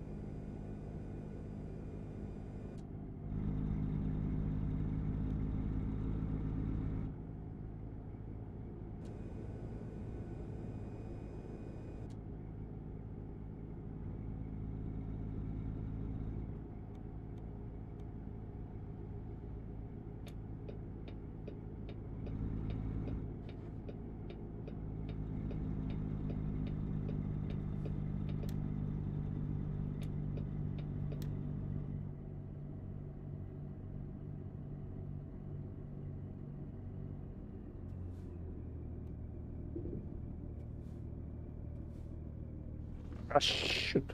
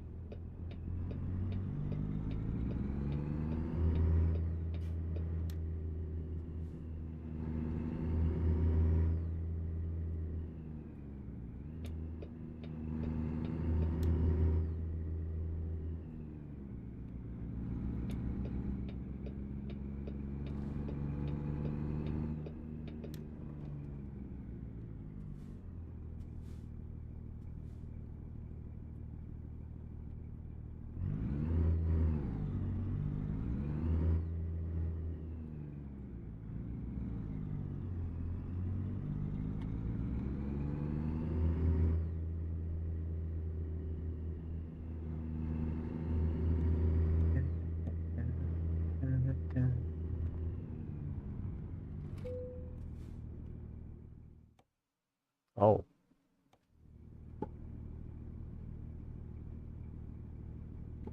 Okay.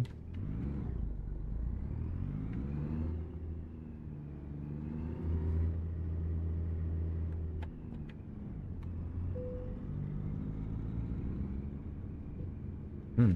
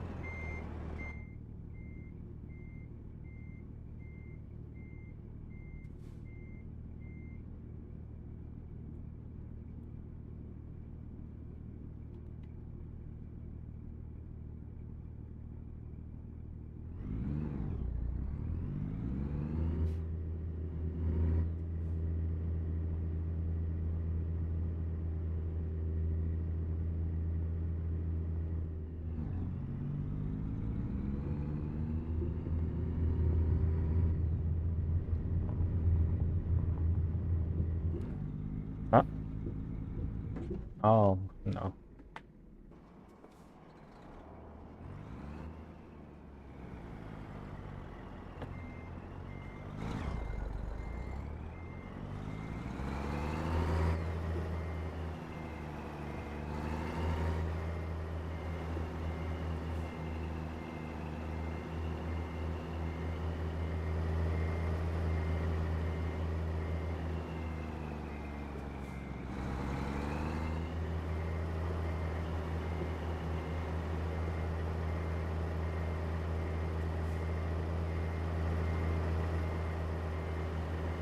Ladies.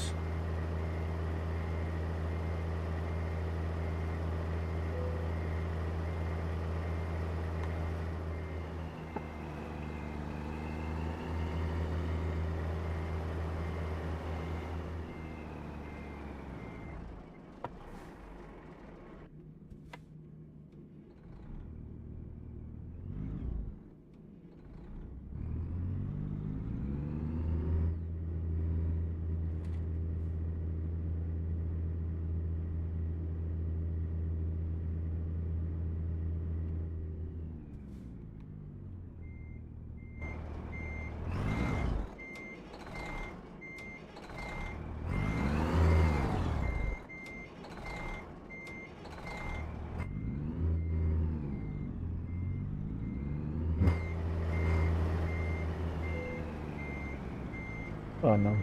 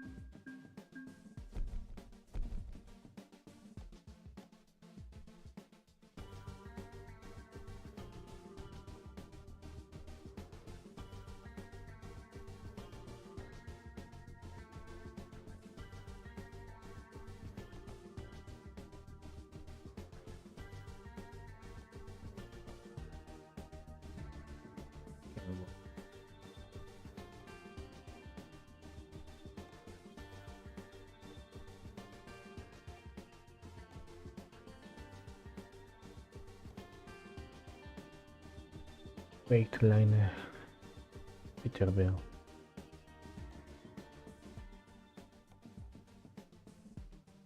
Volvo. Mac. Peterbilt.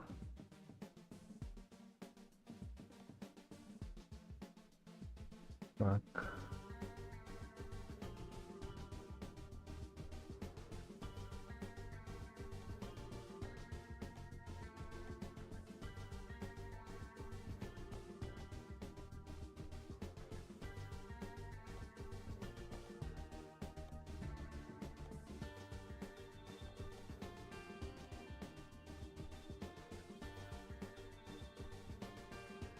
internacional.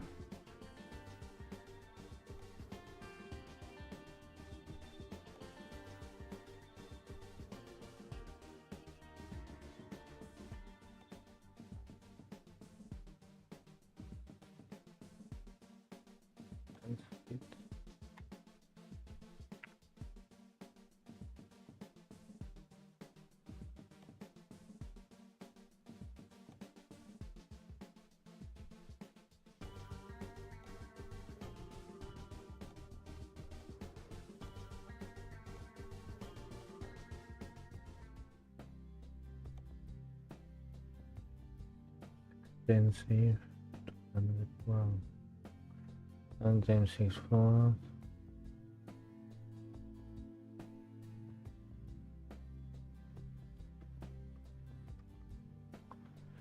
$505.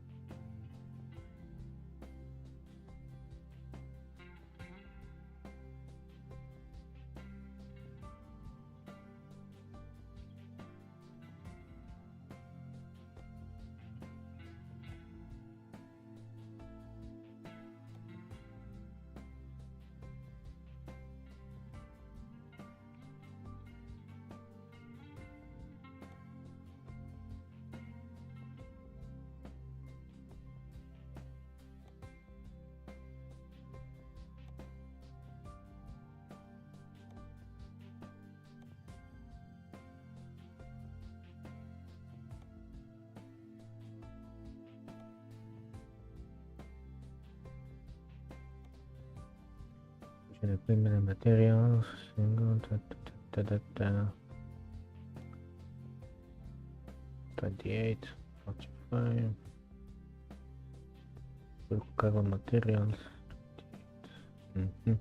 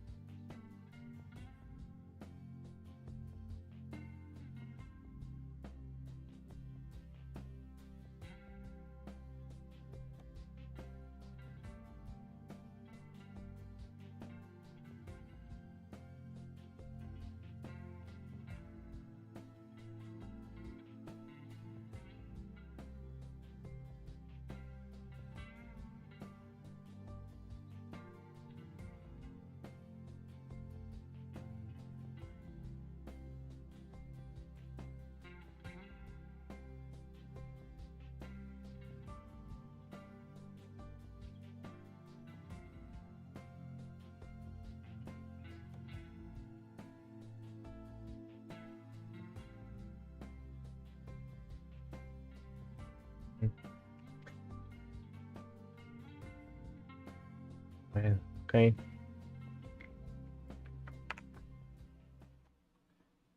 Bye bye.